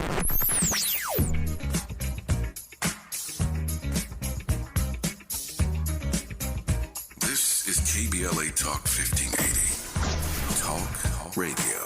That's music to your ears. We're unapologetically progressive. KBLA Talk 1580. Got issues with youth or high school sports? Positive Coaching Alliance can help. PCA, a national nonprofit, offers more than 1,000 free online resources for youth and high school sports coaches, parents, students, and administrators. Visit PCADevZone.org. KBLA Talk 1580, connecting you with the world. African Focus Incorporated is a community-based organization whose mission is to bring Africans and African Americans together, lead charitable initiatives on the motherland, and educate people from all walks of life on the beauty, legacy, and opportunity of Africa's 54 nations. And it's that time once again when African Focus is teaming up with KBLA Talk 1580 for our 8th annual African Focus Trailblazers Tour. Travel with us in 2026 when we're headed to the southern African nations of Zambia and Botswana for a historical, cultural, and vacation tour led by me, Dominique DePrima, Cultural Ambassador for African Focus Incorporated. Enjoy luxurious accommodations, conscious fellow travelers, shopping, adventures, cultural tours, wildlife safaris, and a giant waterfall, one of the world's 7 wonders, along with a chance to be of service at an orphanage on the continent. Become an AFI Trailblazer by exploring the motherland with a nonprofit organization that has members in Africa and America to help roll out the red carpet for you, and together we'll make a difference and have fun doing it. For more information, visit africanfocus.org or call 310-676-7300. That's 310-676-7300 or africanfocus.org. Whether it's stateside or exploring the diaspora, We're with you every step of the way. African Focus and KBLA Talk 1580. Come go with us.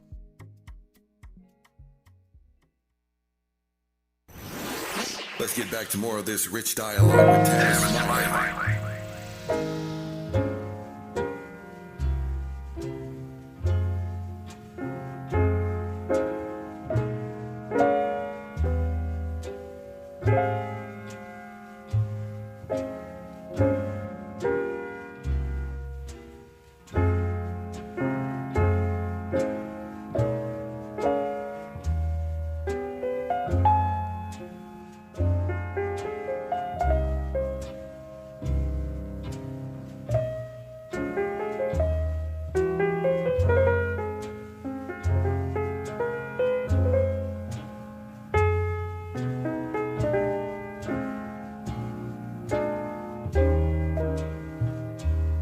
That track is called Just Imagine from Hazel Scott. We are in conversation with ReShonda Tate, author of the new book called With Love from Harlem, a novel of Hazel Scott. If you missed the first half hour, check out the podcast when it's posted later tonight. You've already missed a good deal about the backstory of Hazel Scott. We're working our way into her adult years, but she starts playing piano, just hops on at the age of 2. And it's clear to everybody around her that this is a prodigy, if ever there was one. By the time she's 8, I said it, 8, she's studying at Juilliard. And the rest, as they say, is history. But we're covering some of that rest in the remaining time that I have in this hour. But again, the book is called With Love from Harlem, a novel of Hazel Scott. Our guest in this hour is ReShonda Tate. So ReShonda, every prodigy or every child actor, every star who breaks out when they're a kid, you mentioned Michael Jackson earlier as a reference point, everybody eventually breaks away from their parents. And so we've got Hazel Scott playing with Count Basie at 15. As you mentioned earlier, she eventually goes on to start her own band. At what point does she start to pull away, if I can use that phrase, from her mother? She really doesn't. You know, she went from Count Basie, then she won a competition. She had her own radio show at 18.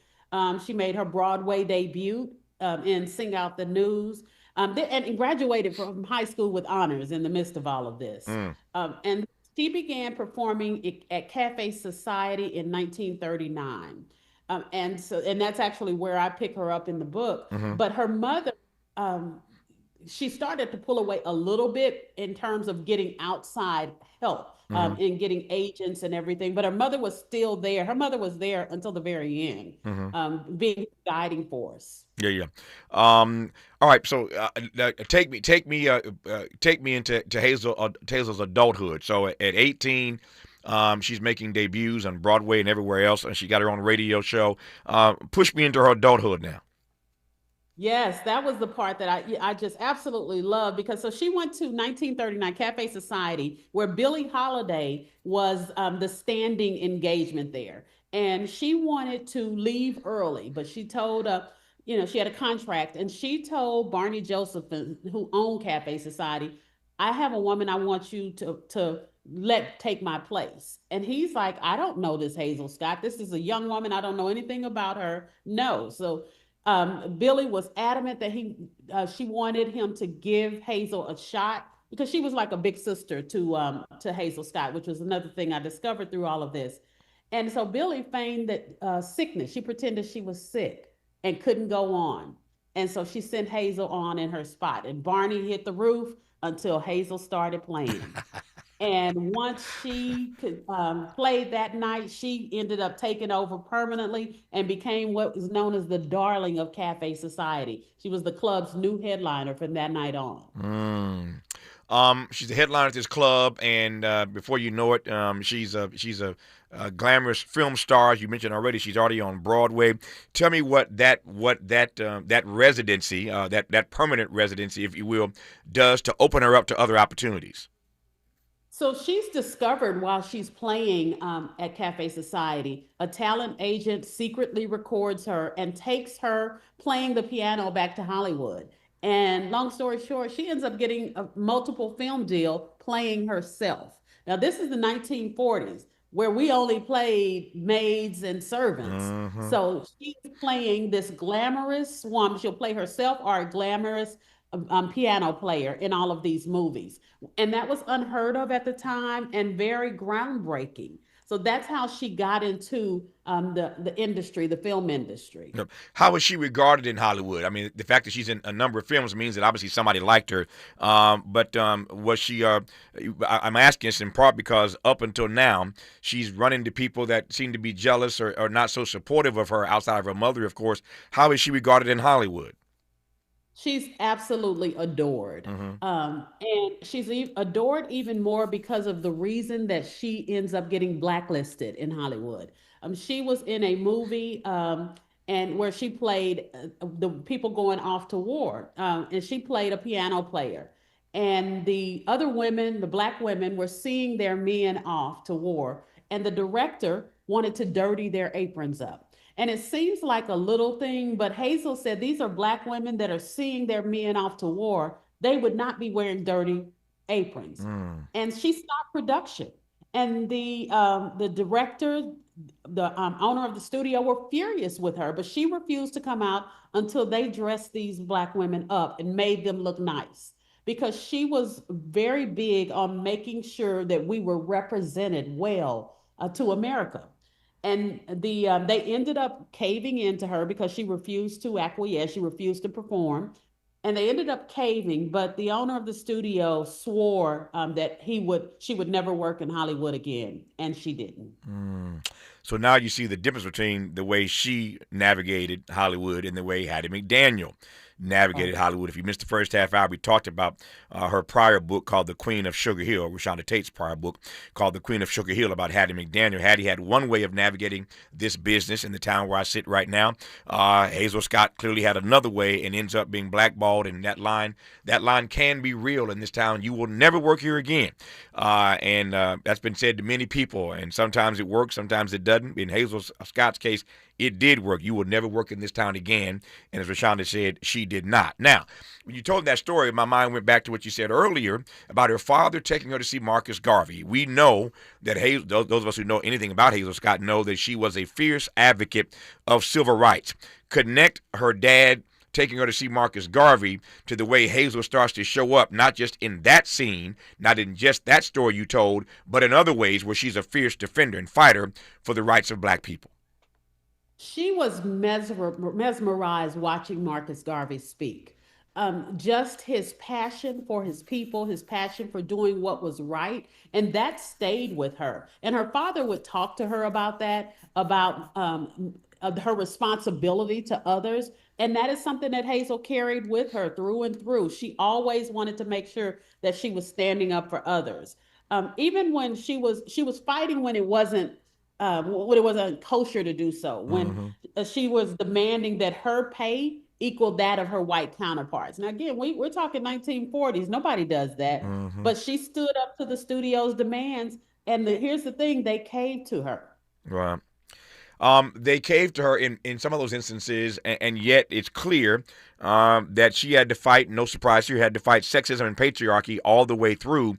How did she navigate the sexism, the patriarchy, not to mention she's a black woman in that particular era? Yeah, she just forged ahead, and she would continue. One of the things that I love most about her is that her refusal to perform at segregated audiences.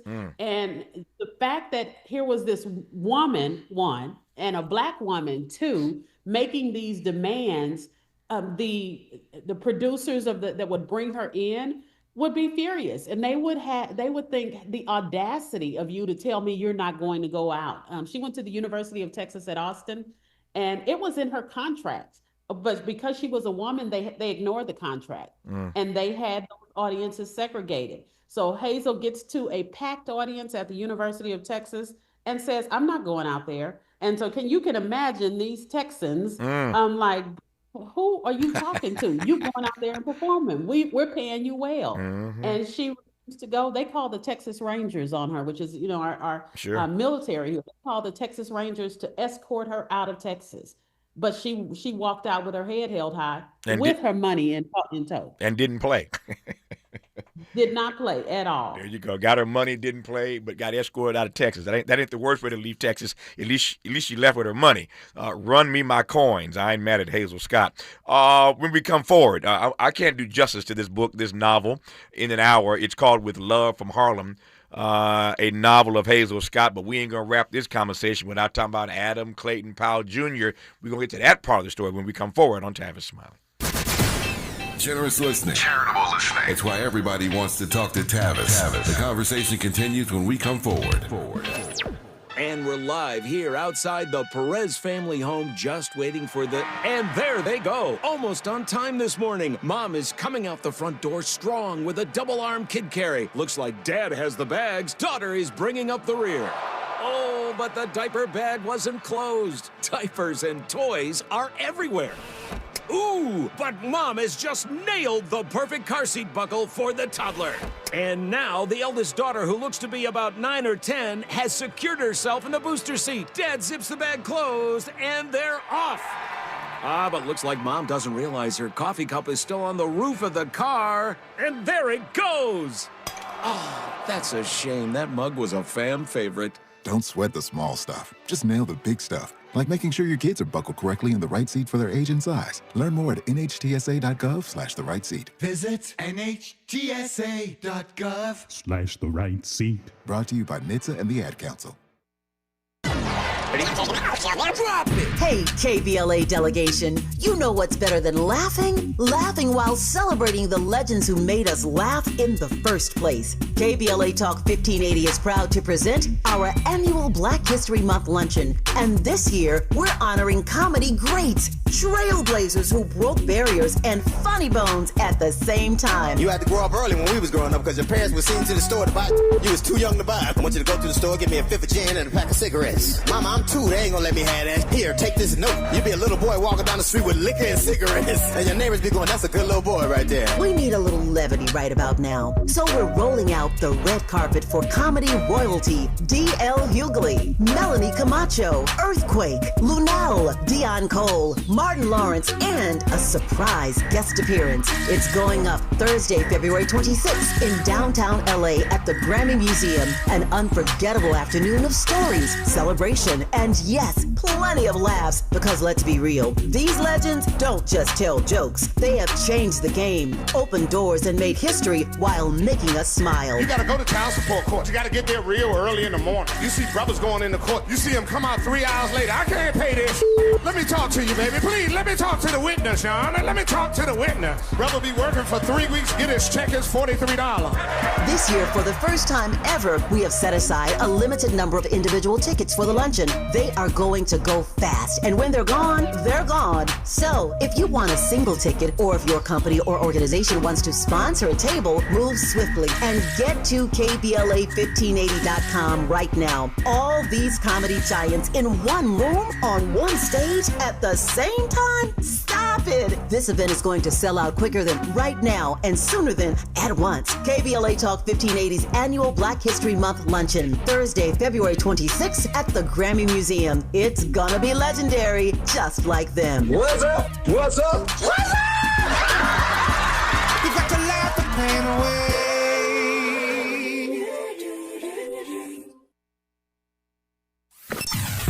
Sometimes he fails at fitting in, but we're okay with that. You're inside the Tavis Smiley Show.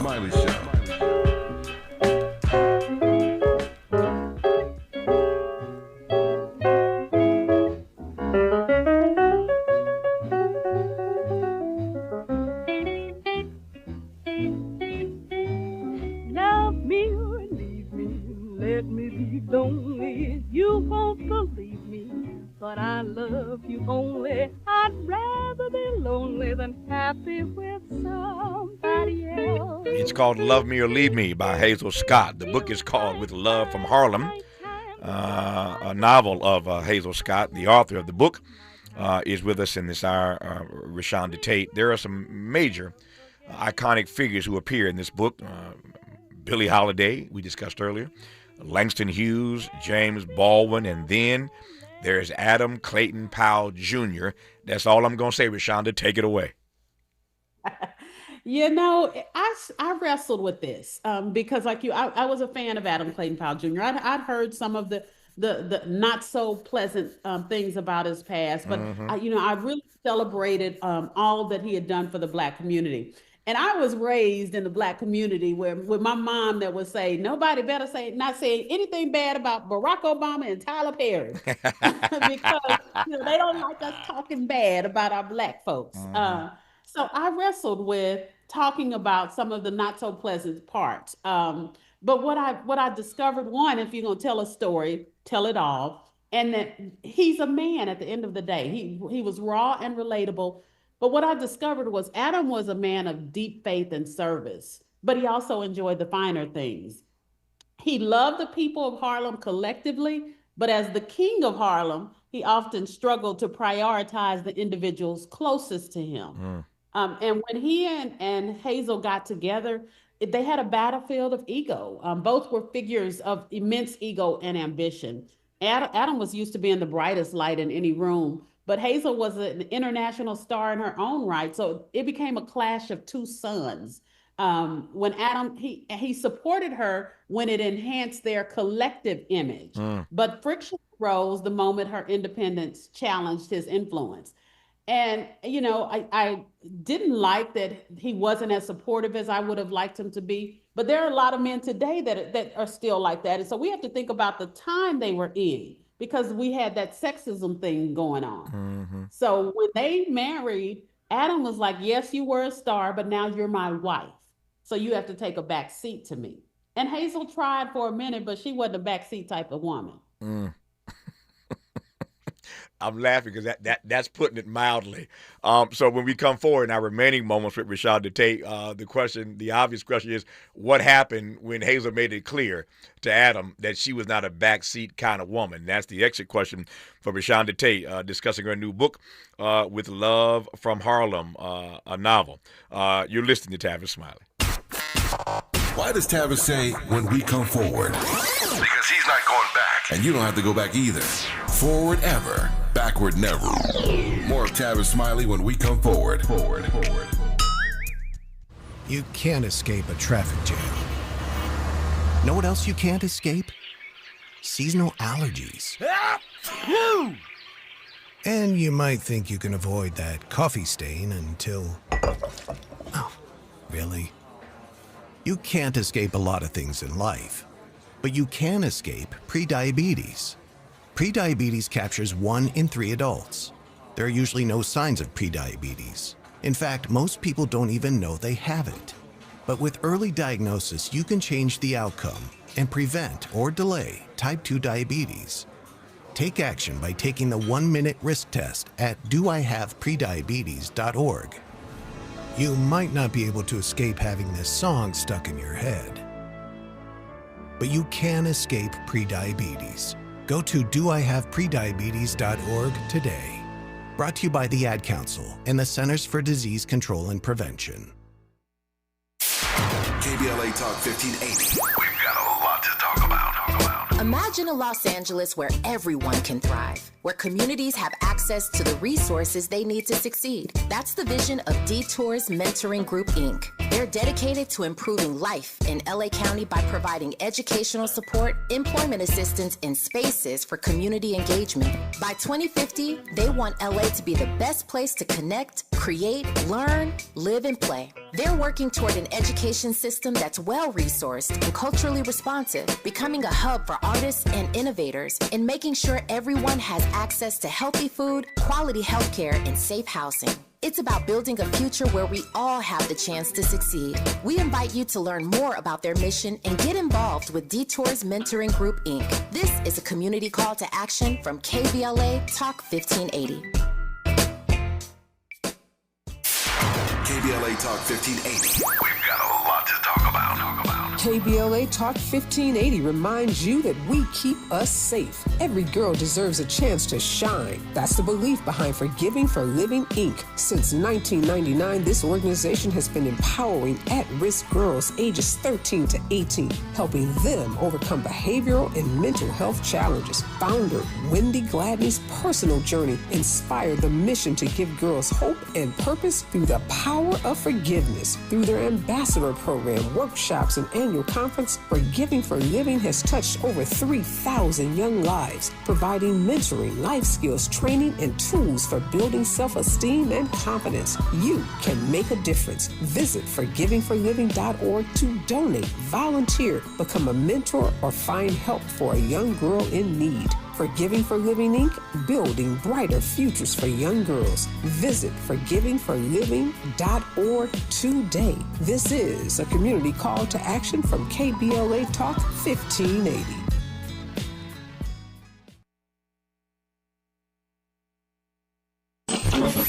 Freedom is an endless meeting. So let's get back to it with Tavis Smiley. Tavis Smiley and ReShonda Tate, author of the book With Love from Harlem, a novel of Hazel Scott. Honored to have ReShonda on in this hour. ReShonda, I've written a few books myself, and I know not to give the whole story away. I'm trying to help you move some product. You got to move product here, girl. So I want to help you do that. So let me ask this question, and you frame it the way you want. What happens in the story when Adam Clayton Powell learns that Hazel Scott ain't a backseat kind of sister? Everything shifts.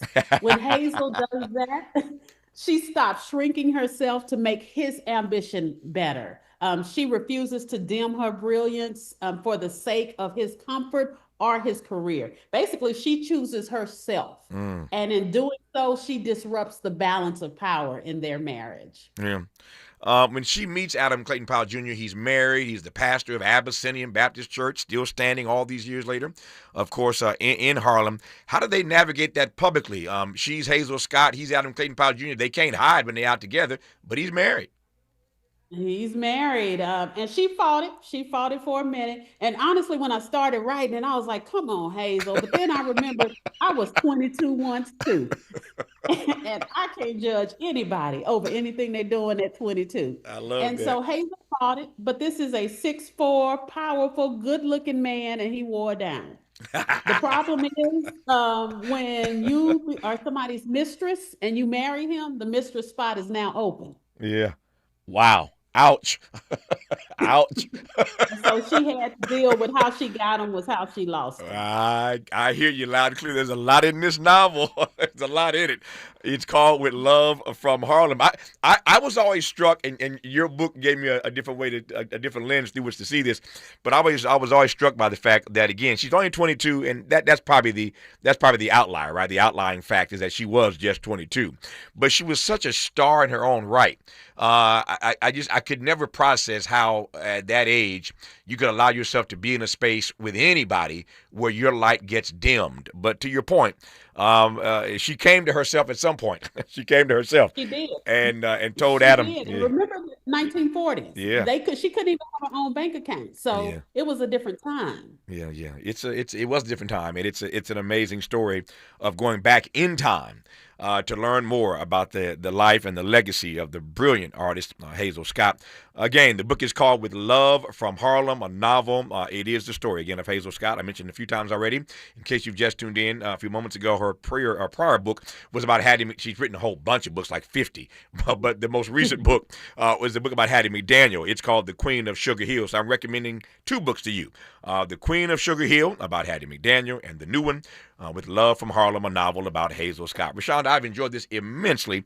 Thank you for your time. Thank you for sharing with us more detail about the great Hazel Scott. We know her better now, and we'll know her better once we get your book. I appreciate you. Thank you for taking the time to talk to us today. Thank you for having me. Have a great day. Same to you. More of Tavis Smiley when we come forward. KBLA 1580 Santa Monica. I'm Bree Wood with BIN News Now. Black Aurora, Colorado Councilman Rob Andrews won't resign after his DUI arrest, but says accountability must be more than words. While this plays out, I am voluntarily registering for a restorative justice class, working on meeting with MAD, Mothers Against Drug Trafficking, and taking proactive steps to ensure this never happens again. Police say his blood alcohol level was 3 times the legal limit. A friend of singer David is in custody after failing to appear as a witness in the Los Angeles case involving 14-year-old Celeste Rivas Hernandez found dead in the trunk of his Tesla. Neo Langston was arrested in Montana and extradited, while David has not yet been charged. And Summer Walker is heading back on tour. She's launching her Still Finally Over It trilogy tour in May in Toronto, wrapping in London in August. Tickets go on sale January 29th. Get BIN News Now on demand 24/7 on the iHeartRadio app. Think It Up is an initiative to activate student-powered, teacher-led learning projects. Students and teachers, how can you spark great learning experiences in your classrooms today? Join at thinkitup.org. Is this the time? This is the KBLA Sports Minute with Ray Richardson. Luka Doncic had a fun time in Chicago last night. 46 points, 12 assists, and 7 rebounds in the Lakers' 129-118 win over the Bulls. LeBron scored 20 of his 24 points in the first half. The Lakers are 3-1 on their 8-game road trip. The Clippers are back in action tonight at Utah. It's a national TV game on NBC, 7 p.m. tip-off. The Clippers have the NBA's best record in January at 10-3. The Chargers officially announced former Miami Dolphins head coach Mike McDaniel as their new offensive coordinator.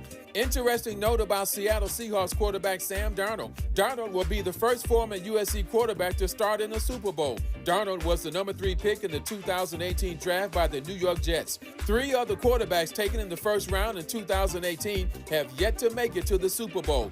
Baker Mayfield, Josh Allen, and 2-time MVP Lamar Jackson. No debates, no speculation, just the info you need. That's your KBLA Sports Minute. I'm Ray Richardson on KBLA Talk 1580. Tired of the same old sports talk? Ready to go where the real conversation happens? Hi, I'm Ray Richardson, host of Out of Bounds, the sports show that doesn't play it safe. Every Friday at 6 p.m. on KBLA Talk 1580, my co-host Neil Scarborough and I get you ready for the weekend. We take you beyond the highlight reels and into the stories that matter. The controversial calls, the game-changing plays, the athletes making headlines for all the right reasons and sometimes the wrong ones. From the NFL to the NBA, college ball to the pros, if it's happening in sports, we're breaking it down with no filter and all opinion. Tune in to Out of Bounds with me, Ray Richardson, and my co-host Neil Scarborough, live every Friday at 6 p.m. only on KBLA Talk 1580, because the best conversations happen out of bounds. KBLA Talk 1580, where Los Angeles talks.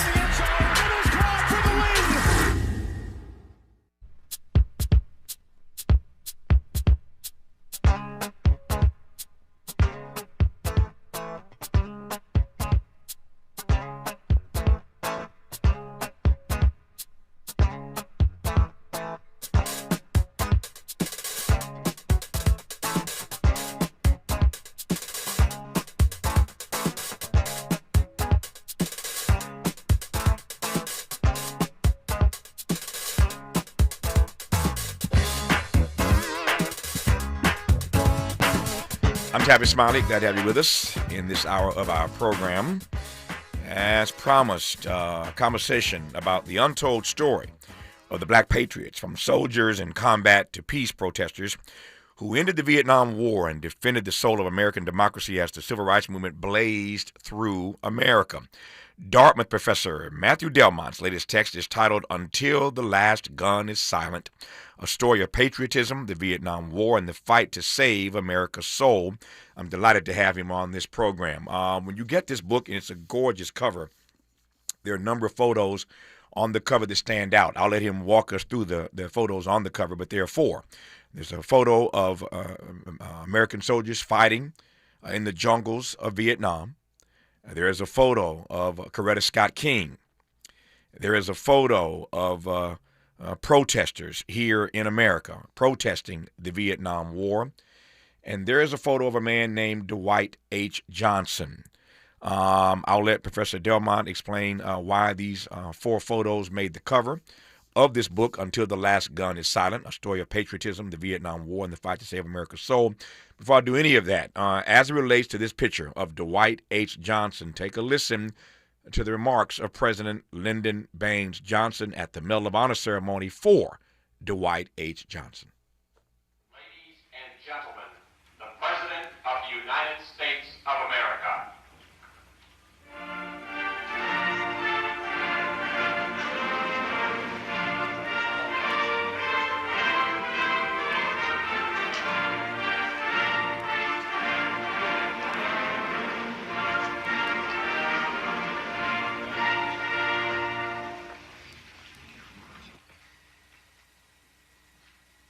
Out of 200 million Americans, I have awarded only 30 Congressional Medals of Honor. And to these modest men who never thought that they would be here any more than I ever thought I would be where I am, I want to remind you of what another president said upon another occasion, that I'd rather be able to have that blue band around my neck with a Congressional Medal of Honor than to be the President of the United States. Above and beyond the call of duty. 5 heroic sons of America come to us today from the tortured fields of Vietnam. These 5 soldiers, in their separate moments of supreme testing, summoned a degree of courage that stirs wonder and respect and an overpowering pride in all of us. Through their spectacular courage, they set themselves apart in a very select company. They represent the contribution of more than 500,000 young Americans to a world of order and of peace. Those are the words of Lyndon Baines Johnson at the Medal ceremony, Medal of Honor ceremony, I should say, for Dwight Hal Johnson. I wanted to start with that audio to sort of set the frame for this hour. Matthew Delmont, first of all, an honor to have you on the program. Thank you for your time and for the book, sir. Thank you so much for having me. When you hear LBJ at the ceremony honoring Dwight Hal Johnson, you hear what? Just sort of frame this conversation for us as you will, and I'll follow you. So the clip you played is from late 1968. It's after President Johnson has lost the election to President Nixon. So it's one of his last medal presentations. Mm-hmm. And as he states, he describes it as one of the greatest honors he has as being a president. Said he would rather win the Medal of Honor than be elected president, picking up a quote that Harry Truman had used. There are 5 men standing before him, including Dwight Hal Johnson, whose nickname was Skip Johnson. He's one of the main characters in my book. Mm-hmm. 4 of those men were white soldiers. Dwight was the only black soldier there. Dwight was a young man. He was 20 years old when he received the Medal of Honor, originally from Detroit. Very much an average working class American, very indicative of the kind of men who served in the nation's military during Vietnam. But he goes from this very average experience to being thrust into the combat experience in Vietnam as a tank driver. He was a tank driver with the 69th Armor. And he earned the Medal of Honor for fighting his way out of an ambush near the end of his time in Vietnam. When he goes to the medal ceremony, it's actually his first time ever being to Washington, D.C. The first time ever going there was to go to the White House and receive the Medal of Honor from President Johnson. And he was awestruck. He couldn't believe that this was something that had happened to him. And I think it's important to remember 1968, everything that's going on in the country, there's a great deal made of this idea of black heroism. So mm-hmm. Skip Johnson receives national attention, both for his heroism, but also because he's seen as a figure of national unity at a time of great national strife, particularly for someone being from Detroit. When he goes back to Detroit, he's celebrated, and they see him as being a potential person who can help to heal some of the city's wounds after the Detroit riots of 1967. So part of what I try to do in the book is tell Dwight Johnson's story in all of its contours, both the heroism and the tragedy of it, but used his story to try to tell a broader story about the Black and working class experience of the men who fought in Vietnam. That's our on-ramp, and I'm going to take it when we come forward on Tavis Smiley. Hope, agency, dignity. This is Tavis Smiley. Can you dig it? Come on! Let's do this. On the evening of Monday, January 26th, something special happened. Hundreds of people joined me for a live preview session on the anatomy of a great conversation, and we went deep, for starters, on the notion of curiosity. I mean real curiosity. The kind that transforms how you connect with anyone, anywhere. We explored why most conversations fall flat, and I revealed 3 of the top 5 killers of curiosity that sabotage even the best communicators. But here's the thing, we only scratched the surface. The full 4-week journey begins Monday, February 16th with the founding members cohort. This course is for podcasters, leaders, entrepreneurs, anyone who knows that your next great opportunity can begin or end with the quality of a conversation. Space in this founding cohort is limited, so go to TavisTalks.com right now. That's TavisTalks.com. Click register or scan the QR code. Don't let this conversation happen without you. Wouldn't it be great if life came with a remote control? You know, you could hit pause when you needed to, or hit rewind. Like that time you knocked down that wasp's nest. Uh-oh. Or that time you forgot to roll up your windows in the car wash. Fantastic. Yeah, a remote control would have come in handy then. Well, life doesn't always give you time to change the outcome. But prediabetes does. With early diagnosis and a few healthy changes like managing your weight, getting active, stopping smoking, and eating healthier, you can stop prediabetes before it leads to type 2 diabetes. It's easy to learn your risk. Take the 1-minute test today at doihaveprediabetes.org. Life doesn't come with a remote control. Yikes! So you're on your own with the wasps. You have the power to take control of prediabetes. Visit doihaveprediabetes.org today. That's doihaveprediabetes.org. Brought to you by the Ad Council and its prediabetes awareness partners. Are you 50 or older? This news is for you. The CDC recommends you get vaccinated against pneumococcal pneumonia. Even if you're healthy, your age puts you at risk. People 50 or older are over 6 times more likely to be hospitalized with pneumococcal pneumonia compared to adults 18 to 49. Just one shot can help protect you. Learn more and schedule at vaxassist.com. That's VAXassist.com. Sponsored by Pfizer. It all comes down to this, folks. Yep, the entire season is on the line. But my throat has officially thrown in the towel. Sounds like you need Vicks VapoCool drops. They're max strength and vaporize sore throat pain. Whoa! These VapoCool drops hit fast. Speaking of fast, did you just see that play? Yeah, he vaporized that ball. That pun should have come with a penalty. Vaporize sore throat pain with Vicks VapoCool drops. Use as directed.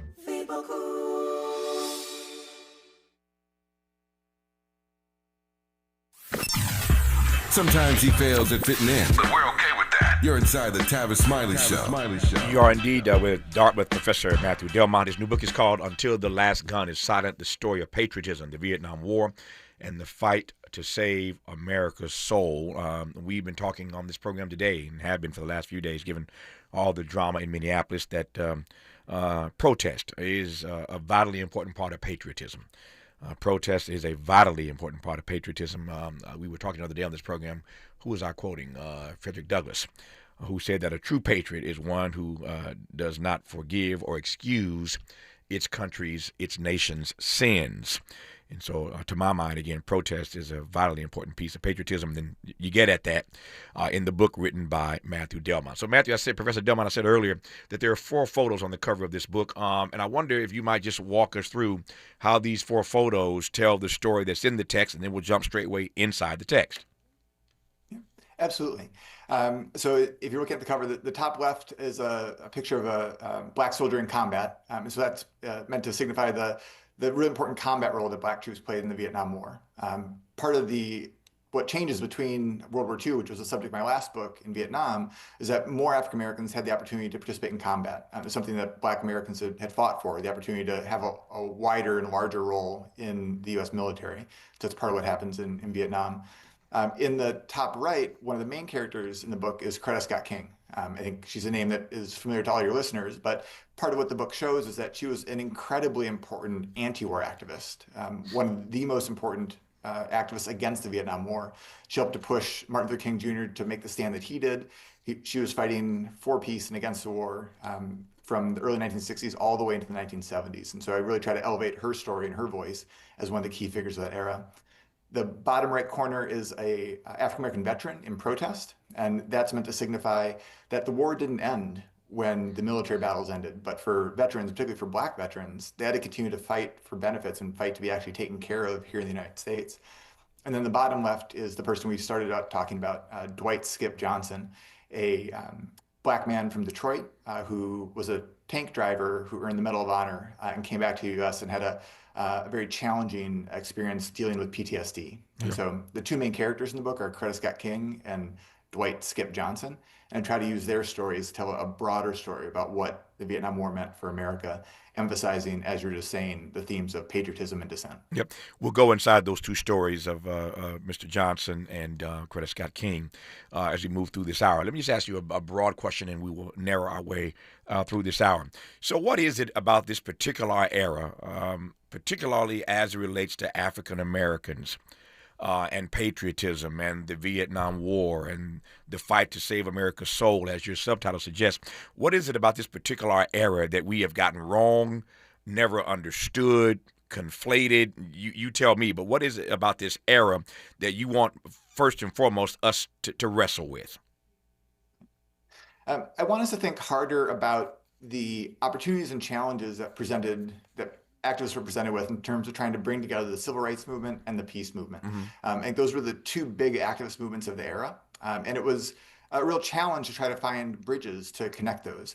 And so by foregrounding the story of Coretta Scott King, I try to pick someone who was really at the forefront of thinking about how to fight for both civil rights and peace without losing the important attributes of either movement. And I think it's also important to emphasize her story because it's too easy to put her in the background in favor of male activists who might have gotten more attention during the 1960s. But when you go back and look at the historical evidence, she was front and center throughout the main protests of the era. And then I think the other thing I want us to be able to do with the book is to really try to rethink what we mean by patriotism. One of the questions I kept asking throughout the book was, what does it mean to fight for America? Both in the sense of military service, which I talk about a lot in the book, but also in the sense of fighting for a vision of America that will provide freedom, equality to all Americans. And so by trying to intertwine the stories of military service and the stories of peace activism, I want readers to be thinking about ways of thinking about patriotism in bolder terms, where love of one's country is strengthened by dissent as opposed to weakened. I wonder whether or not you think, and it's always dangerous, as you well know, to ask these broad questions that put the guest, you in this case, in the position of having to generalize, but I think you can handle it. Having written this book and having researched for the text, what would you say about the differences? And again, if you don't accept my premise, you can push back on me. You can disabuse me of this. But my sense is that there is a different prism. I'm trying to be as kind as I can here. I think there's a different prism for how Black people see notions of patriotism versus the way others have seen notions of patriotism. If I'm wrong about that, tell me why I'm wrong. If you agree, tell me why I'm right. I think you're right in large part. I think the way I would frame it as a historian is Black people have understood how our country has not lived up to its promises, but have been willing to fight to try to make the country live up to its promises. That's right. I think for a lot of white Americans, patriotism is something that means an uncritical love of country. That's never been the truth for Black people. The Frederick Douglass quote you mentioned earlier, you talk about Du Bois in World War I, talk about the soldiers who fought in World War II, or in this case, Vietnam. I think patriotism for Black Americans has been about an open-eyed appreciation of what America has the possibility of offering, but also where the country's falling short. And so in the civil rights era, thinking a lot about what Dr. King said, what Coretta Scott King said about loving the country enough to criticize it and being willing to demand that the country live up to its founding principles. And that remains an ongoing story, an ongoing struggle. Yep. Let me just say at the outset, you don't need me to say this, but I want to say it. I am so grateful, and we are indebted to you, Professor Delmont, for bringing to the fore the story of Coretta Scott King, the true story. I had the honor of knowing her and being her friend and interviewing her a number of times and just hanging out at her house and having dinner with her, traveling with her here and there. Coretta Scott King was a friend of mine, and I am humbled to even say that, given that I regard her husband as the greatest American this country's ever produced. That's my assessment. Had the honor of writing a book about her husband in the last year of his life. So I adore Coretta Scott King, and I have known a bit about this backstory that you bring to us that I think most of us just don't know. Her husband always outshines, and we get that. It's not a competition. He was, in fact, the great leader of our movement. And yet, when it comes to this particular issue of the Vietnam War and more broadly the issue of just nonviolence, it is Coretta Scott King that really introduces Martin to so many of these theories and challenges his thinking on what we now know to have been part of Dr. King's appeal. So I'm glad that you, again, bring her story to the fore. That's my way of saying, tell me about Coretta Scott King. Coretta Scott King is such an amazing American hero. The Coretta Scott King you'll meet in the book is a dynamic and dangerous leader. She's a visionary. She's not the demure helpmate that she was often portrayed as in the media. One of the things that she said was she was always proud of being Martin Luther King's wife, but that was never the extent of what she was. Mm-hmm. She always understood herself to be a leader. And I think it's part of my job as a historian to try to go back and uncover the evidence to try to get modern day readers to understand more of that.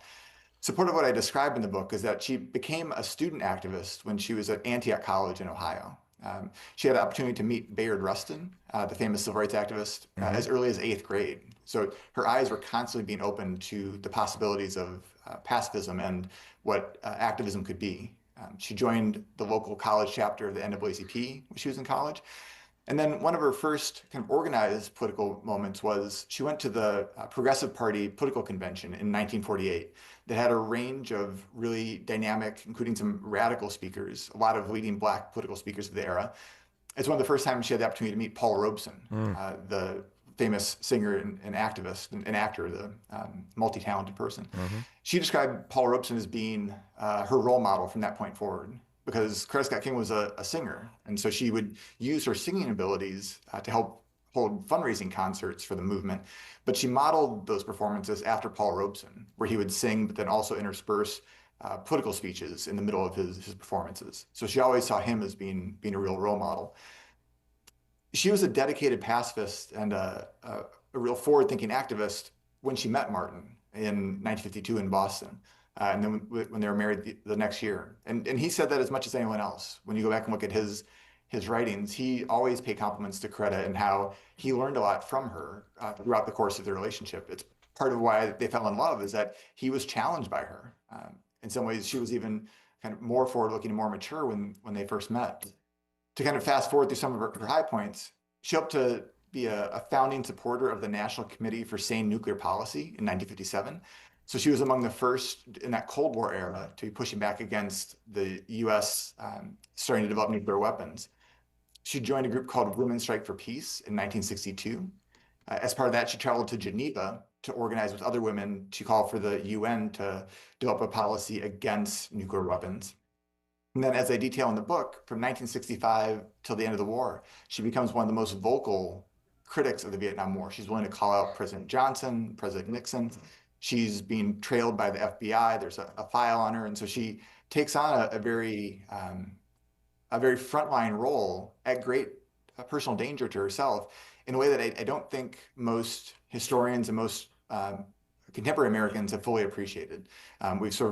It's too easy to kind of see her in the background of Martin's incredibly important story. But I think it's also important to recognize that they were, on the peace issue, certainly they were a team, and it was often the case that she was pushing Dr. King to speak out more boldly and more forcefully over the course of his life. Yep. Talk to me about how she shows up in this frame as a Black woman and what that part means. So I think that's central to how she understands herself as an activist and what she's able to do in terms of opening these doors. So to give you a specific example, I start the book in terms of her activism at Madison Square Garden in 1965. There's an important rally held called an emergency rally in Vietnam, just as the U.S. is starting to bring more troops into Vietnam. It's organized in part by Bayard Rustin, but also by Ossie Davis, who is one of close friends of both Dr. King and Coretta. When she's invited to speak on that podium, she's the only woman invited to speak, and she's the only Black woman invited to speak.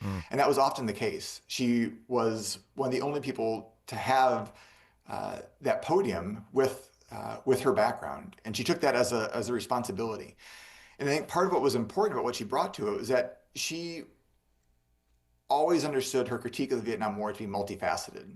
It wasn't just opposing the war as a peace activist, but it was understanding what the war cost. That all of this money that was being spent on the war could be spent at home on social issues. It could be spent on healthcare, on education, on jobs, on things that would benefit all Americans. For her, that was, it couldn't be separated from her status and what she experienced as a Black woman. She understood that this money that was going to fight the Vietnam War was money that was not going to Black mothers, to Black children, to Black families, Black communities in Detroit, in Los Angeles, in Oakland, in New York. And so her perspective on the war is framed by her own background. And I think that's part of what is so powerful about how incisively she's able to critique the war. Yeah. So in my text about the last year of King's life, it's called Death of a King, and it starts April 4, 67 with the Beyond Vietnam speech. It ends April 4, 68 when they kill him on the balcony at the Lorraine Motel. So it's the only book that looks at just that last year and how that Beyond Vietnam speech put a target on Martin's back. You well know, as a brilliant historian, that pretty much everybody in Martin's inner circle was against him giving that speech. They said, we're focused on civil rights. We shouldn't be talking about, we shouldn't be talking about the war. We can't mix these two things, war and peace, as it were. And so everybody in Martin's inner circle was basically against him giving this speech. I only raise that because I'm curious as to what you know, because I don't know anything about this. What do you know about what Coretta was saying to Martin, what her advice was to him about this Beyond Vietnam speech he was going to give? Because as you know, that speech put a target on his back. It killed him. That bullet chased him for a year and killed him. But that speech turned Martin into a pariah. He said all the right things, but America wasn't prepared to hear it. We find out years later that he was right about it. Even Robert McNamara, the defense secretary, ends up apologizing eventually in his own memoir years later that the Vietnam War was a huge mistake. But Martin was out early on that at the advice of Coretta. But that speech turned the cosmos against her husband. What do we know about what she had to say about Martin giving that speech or not? It's a great question, and I very much appreciate and admire your book on Kings last year. Coretta was strongly encouraging Martin to stand up publicly against the war in Vietnam. If we take it back a few years, when Dr. King won the Nobel Prize in 1964, that was a turning point moment for both of them. For Coretta, she saw it as a challenge, not just to him, but to both of them, to take on a larger role in world affairs. She thought the Nobel Peace Prize can't just be for domestic civil rights. It has to be for a larger call for human rights and a larger call for peace. And so really from that moment forward, she understood it as a challenge to him to take on and embrace this much larger role. I mentioned earlier, she first kind of steps to a big podium in 1965 with Madison Square Garden. But after that, every month she's making new speeches, giving new interviews on Vietnam. Martin gives a couple before the important speech at Riverside that you mentioned, 1967. But part of what happens is he's chastised for it.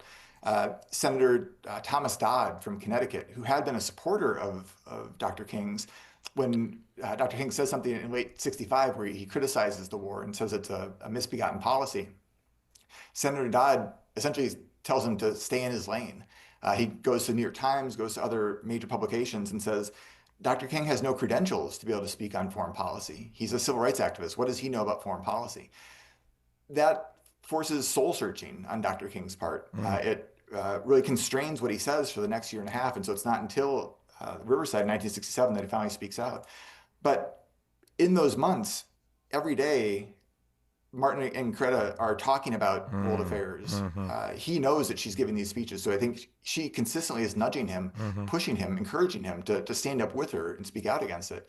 And so she was one of the only people in his circle both to encourage him to make that speech, but then to applaud him once he did. Wow. And then, as you know, after he makes that speech, they both go on high-profile speaking engagements. Martin leads a major rally in New York City in April 1967, while on the opposite coast, Corretta's speaking in San Francisco. That's right. And so she saw it as a challenge that he finally embraced with that speech in 67. I wish I'd had a chance to ask her that question. For all the years of our friendship, I never had a chance to ask Coretta Scott King how she processed what happened to her husband after that speech. I did talk to Vincent Harding about that. Vincent Harding, as you know, wrote that speech, and Vincent had guilt for years about the words that he felt he had put into Martin's mouth, having written that speech for Martin, or I should say with Martin. James Lawson invited Dr. King to Memphis. I talked to James Lawson many times about the guilt he felt about inviting Martin to the city where he was actually murdered. I never got a chance to ask Coretta Scott King how she felt after the fact, after Martin gives his speech, and again, the cosmos sort of shifts against him, and that bullet chases him for a year. The author of the book, Until the Last Gun is Silent, A Story of Patriotism, the Vietnam War, and the Fight to Save America's Soul, is our guest. And this hour we are honored to be in conversation with a Dartmouth professor, historian Matthew Delmont. More of this dialogue when we come forward on Tavis Smiley. What's your quarrel with the world? You're listening to Tavis Smiley. The more you listen to your kids, the closer you'll be. So we asked kids, what do you want your parents to hear? I feel sometimes that I'm not listened to. I would just want you to listen to me more often and evaluate situations with me and lead me towards success.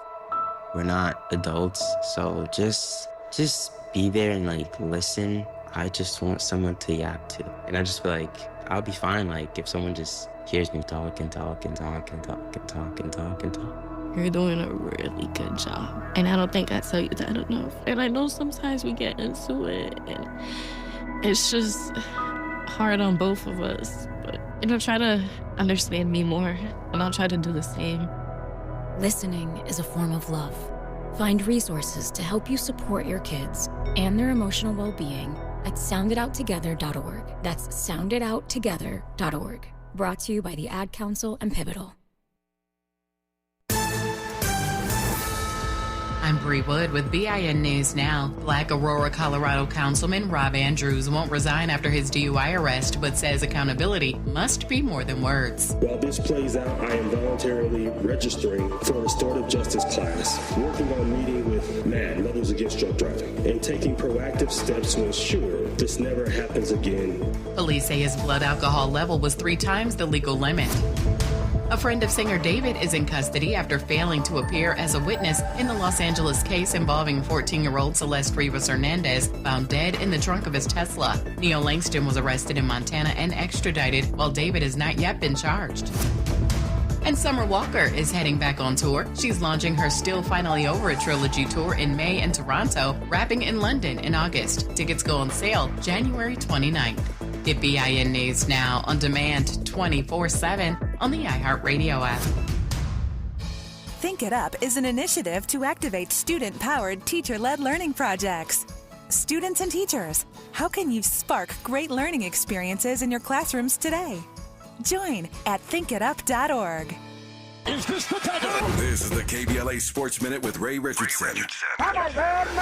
Luka Doncic had a fun time in Chicago last night. 46 points, 12 assists, and 7 rebounds in the Lakers' 129-118 win over the Bulls. LeBron scored 20 of his 24 points in the first half. The Lakers are 3-1 on their 8-game road trip. The Clippers are back in action tonight at Utah. It's a national TV game on NBC, 7 p.m. tip-off. The Clippers have the NBA's best record in January at 10-3.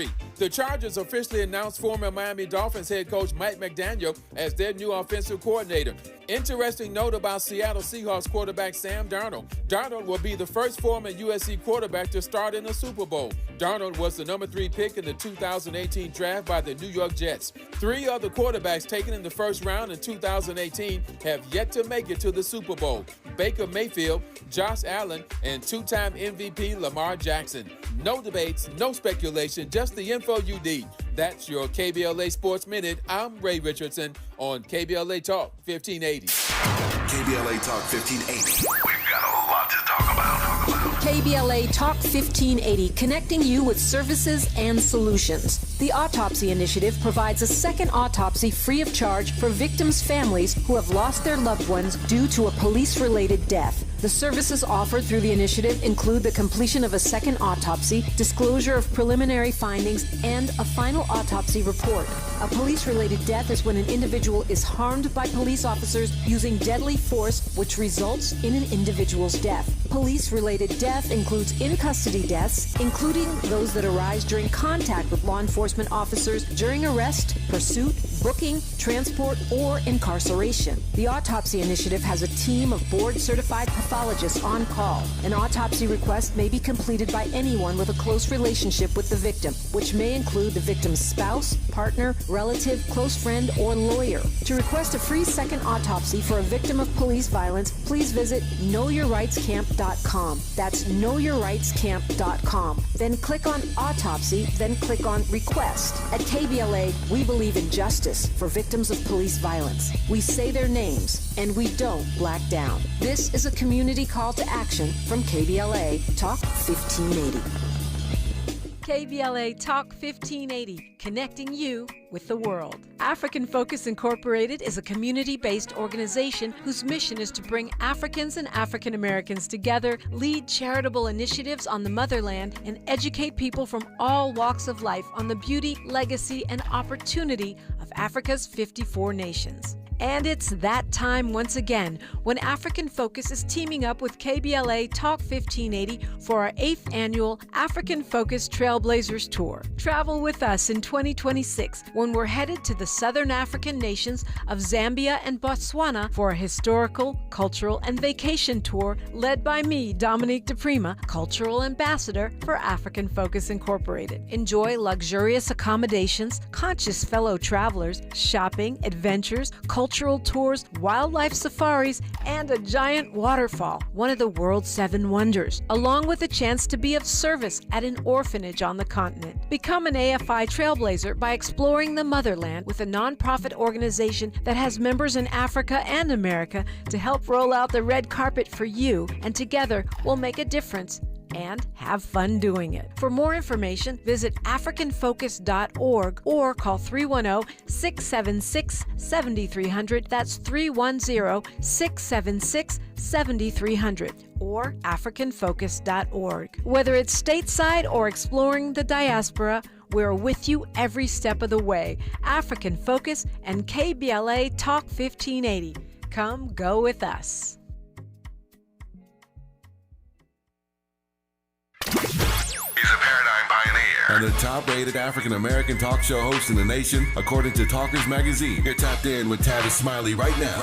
Tavis Smiley and noted historian Matthew Delmont at Dartmouth, author of a provocative new text called Until the Last Gun is Silent, a story of patriotism, the Vietnam War, and the fight to save America's soul. As he said earlier, there are 2 major protagonists in this book, 2 major persons and personalities. Coretta Scott King, we've been talking about her for quite some time now, and the other is Dwight Howell Johnson. We'll get to him in just a second. We started this hour, in case you tuned in late, with some audio of President Lyndon Baines Johnson giving the Medal of Honor to this black soldier named Dwight Howell Johnson. He, again, one of the 2 major figures in this book that Professor Delmont uses to present a larger story about the notion of patriotism and protest always sitting at its center.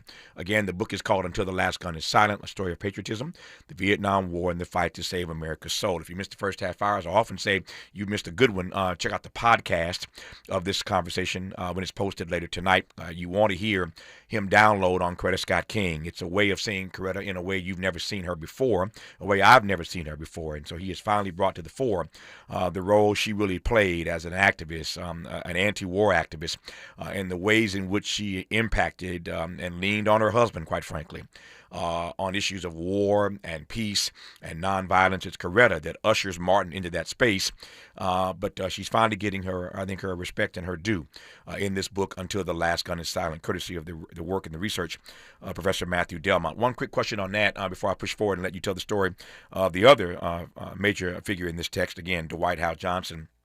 recipient of the Medal of Honor from LBJ. We were talking about the speech that Martin gives beyond Vietnam at the Riverside Church in Upper West Side, Manhattan, on April 4, 1967. The speech that puts a target on his back. They kill him 1 year to the day later, April 4, 1968. As I said, everybody turns against Martin after that speech. Black folk turn against him. He's disinvited to speak in churches, at colleges and universities. He becomes persona non grata. He becomes toxic after he gives that particular speech. Again, his staff warned him before this would happen, and tried to appeal to him not to give the speech. You said earlier that Coretta was all for Martin making a public pronouncement, a major public address about his opposition to the Vietnam War, as he did that night in that speech. But after, like literally the same night, the next day, everything turns against Martin. In your research, did you come across anything that gives us a sense of how she felt after he gave the speech that she encouraged him to give?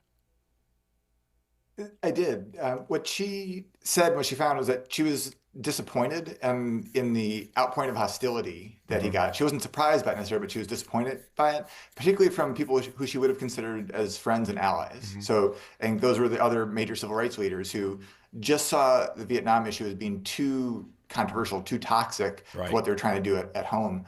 So she was disappointed by that.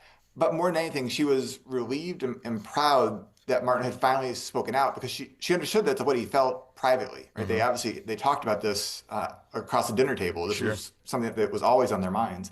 And so she knew that's what he felt and was proud that he finally spoke out publicly so that they could both be taking on more visible public roles, speaking out against the war.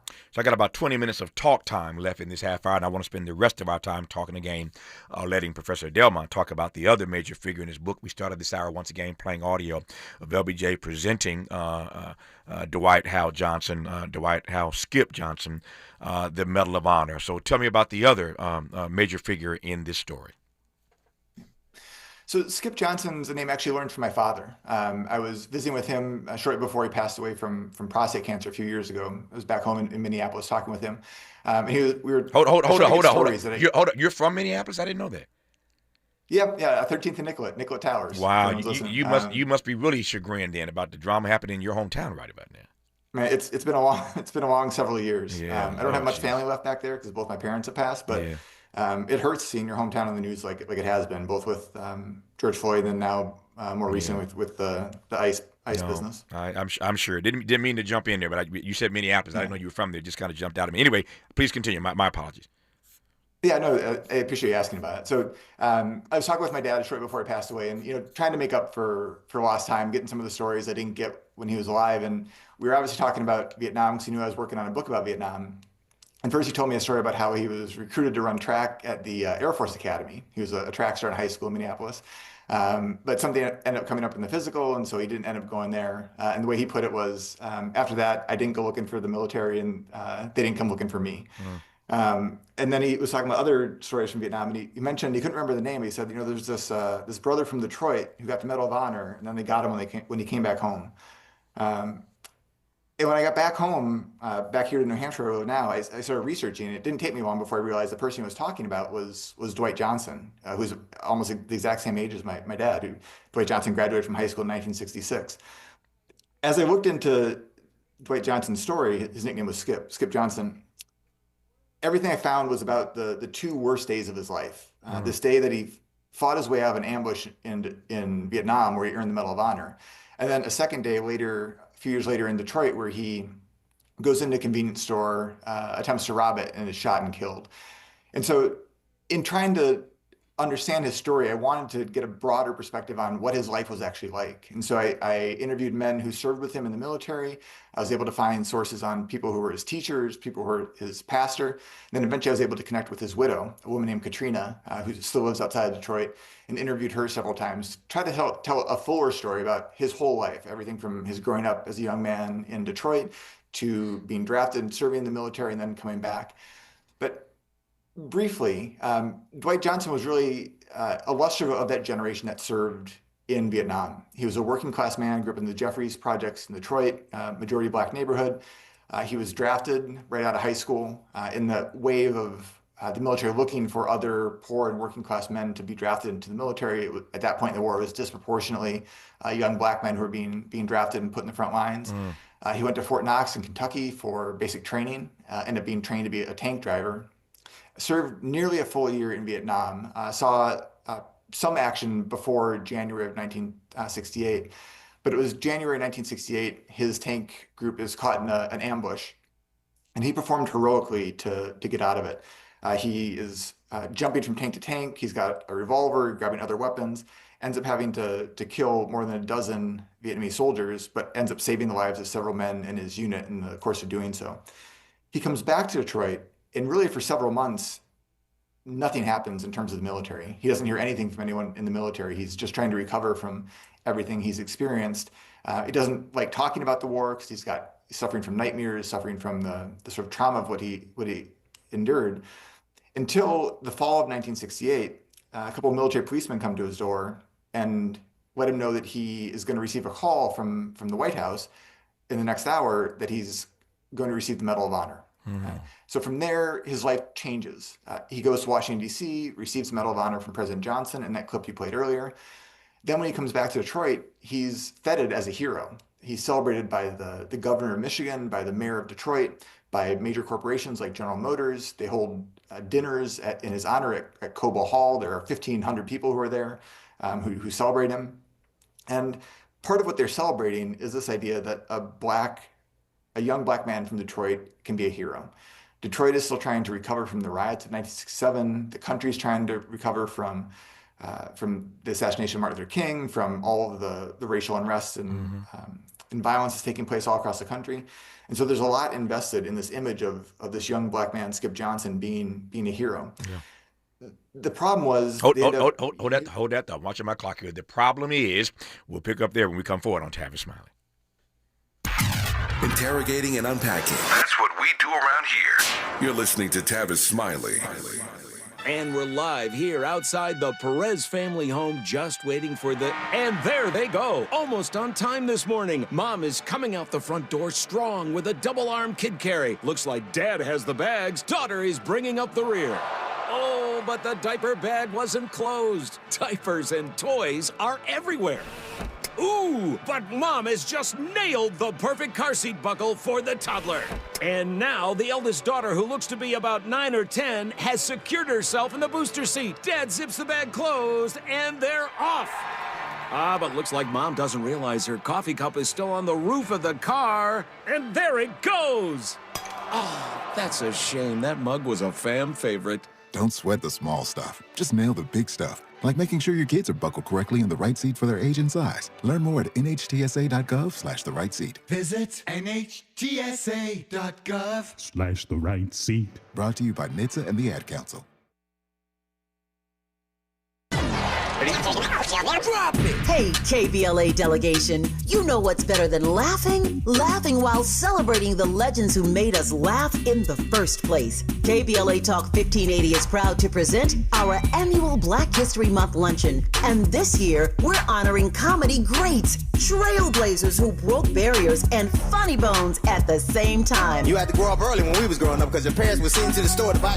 You was too young to buy. I want you to go to the store, get me a fifth of gin and a pack of cigarettes. Mama, I'm 2, they ain't gonna let me have that. Here, take this note. You be a little boy walking down the street with liquor and cigarettes. And your neighbors be going, that's a good little boy right there. We need a little levity right about now. So we're rolling out the red carpet for comedy royalty. D.L. Hughley, Melanie Camacho, Earthquake, Lunel, Dion Cole, Martin Lawrence, and a surprise guest appearance. It's going up Thursday, February 26th in downtown LA at the Grammy Museum. An unforgettable afternoon of stories, celebration, and yes, plenty of laughs, because let's be real, these legends don't just tell jokes. They have changed the game, opened doors, and made history while making us smile. You gotta go to child support court. You gotta get there real early in the morning. You see brothers going into court. You see them come out 3 hours later. I can't pay this.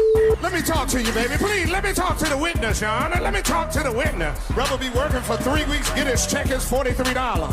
This year, for the first time ever, we have set aside a limited number of individual tickets for the luncheon. They are going to to go fast, and when they're gone, they're gone. So, if you want a single ticket, or if your company or organization wants to sponsor a table, move swiftly and get to KBLA1580.com right now. All these comedy giants in one room, on one stage, at the same time? Stop it! This event is going to sell out quicker than right now and sooner than at once. KBLA Talk 1580's annual Black History Month luncheon, Thursday, February 26th at the Grammy Museum. It's gonna be legendary, just like them. What's up? What's up? What's up? You got to laugh the pain away.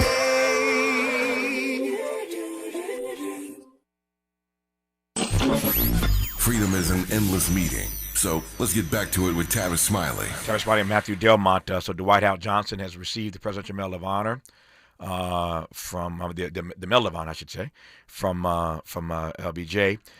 He is back in Detroit. He's being feted as a hero, and all is well. Except the problem is, Professor Delmont.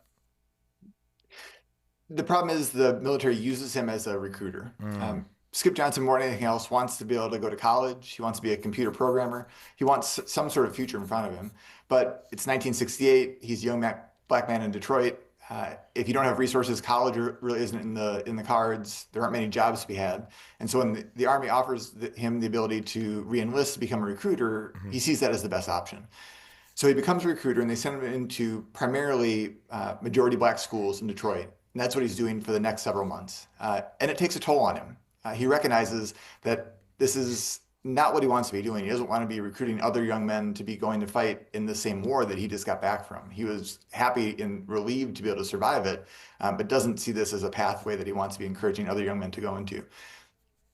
A couple months later, after the massacre at My Lai is revealed, that really sends him on a downward spiral. Like so many other veterans, he was dealing with the trauma of what he experienced in Vietnam. He ends up developing bleeding ulcers and has to go to one of the military hospitals.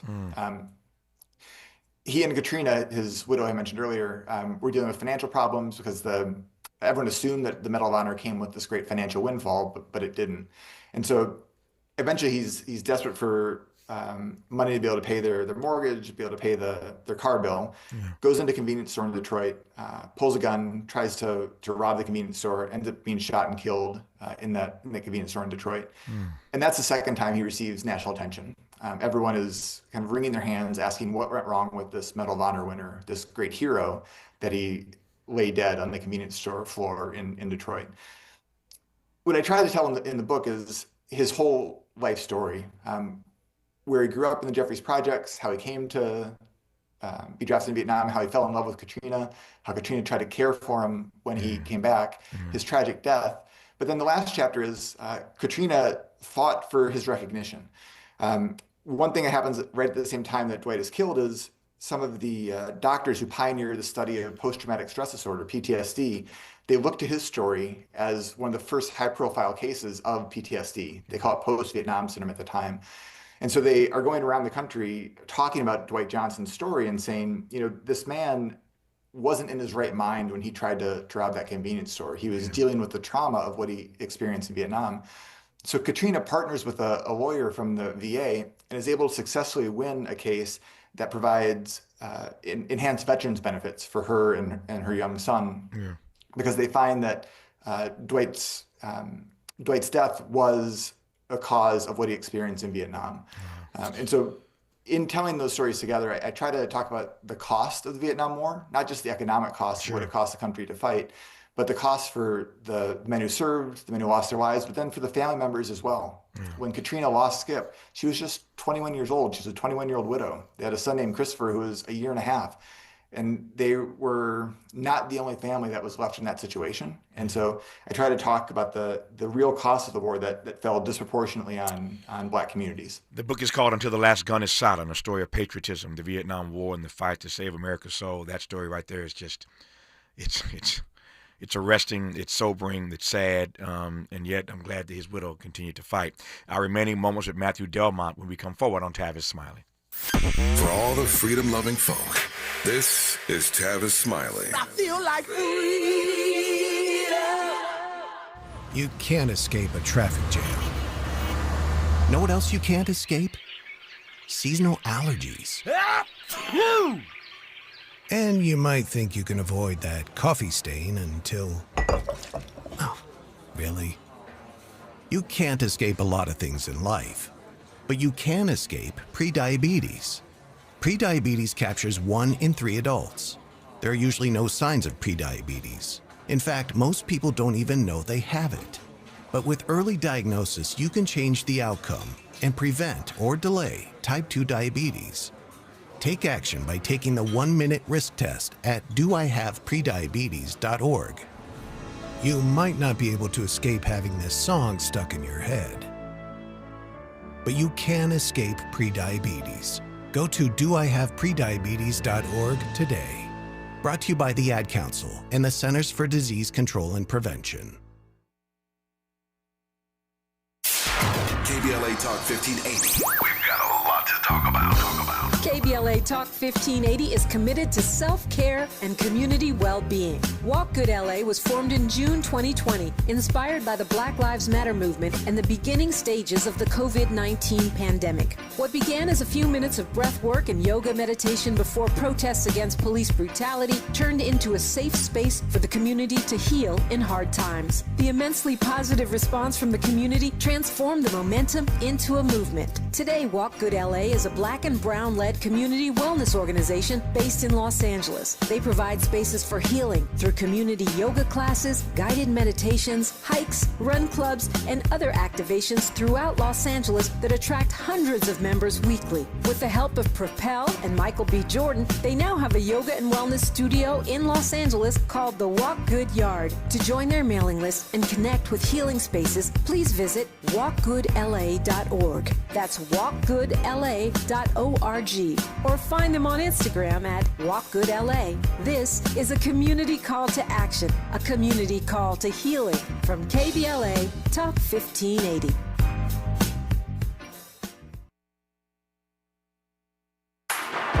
Less monologue, more dialogue. Tavis Smiley continues right now. He does indeed with Matthew Delmont, noted renowned historian at Dartmouth. His book is called Until the Last Gun is Silent, A Story of Patriotism, the Vietnam War, and the Fight to Save America's Soul. I want to offer this as the exit question, and that is, it's actually a two-part question, and I don't normally ask two-part questions, but you can take it and do with it as you will.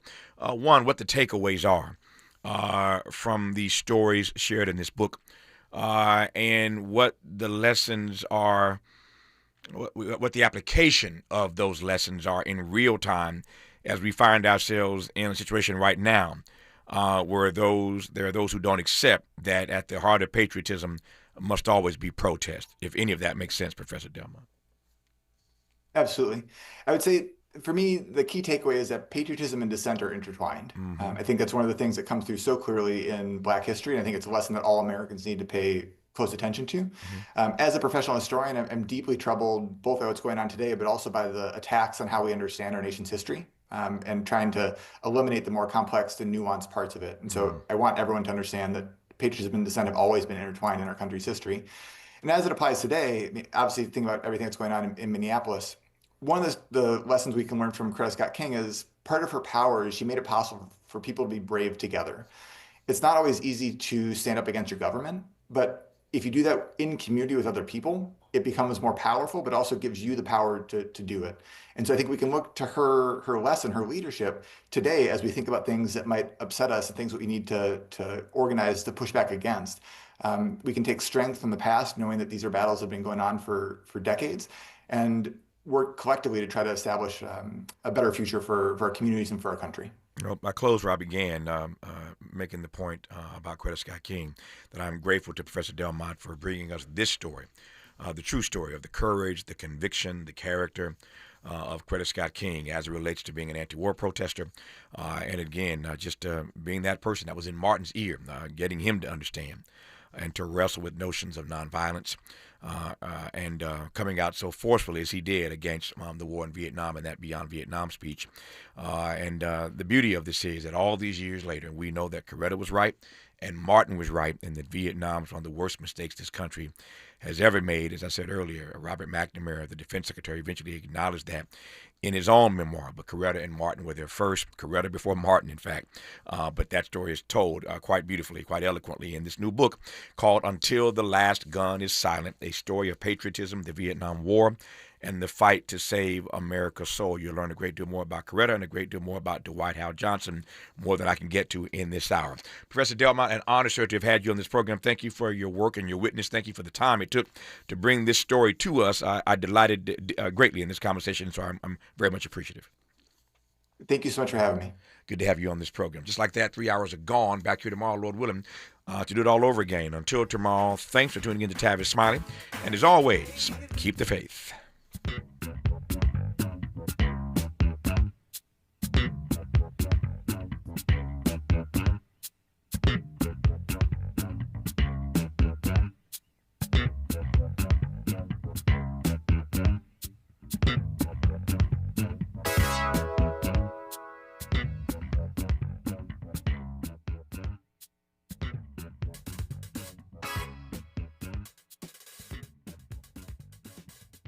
KBLA 1580 Santa Monica. I'm Bree Wood with BIN.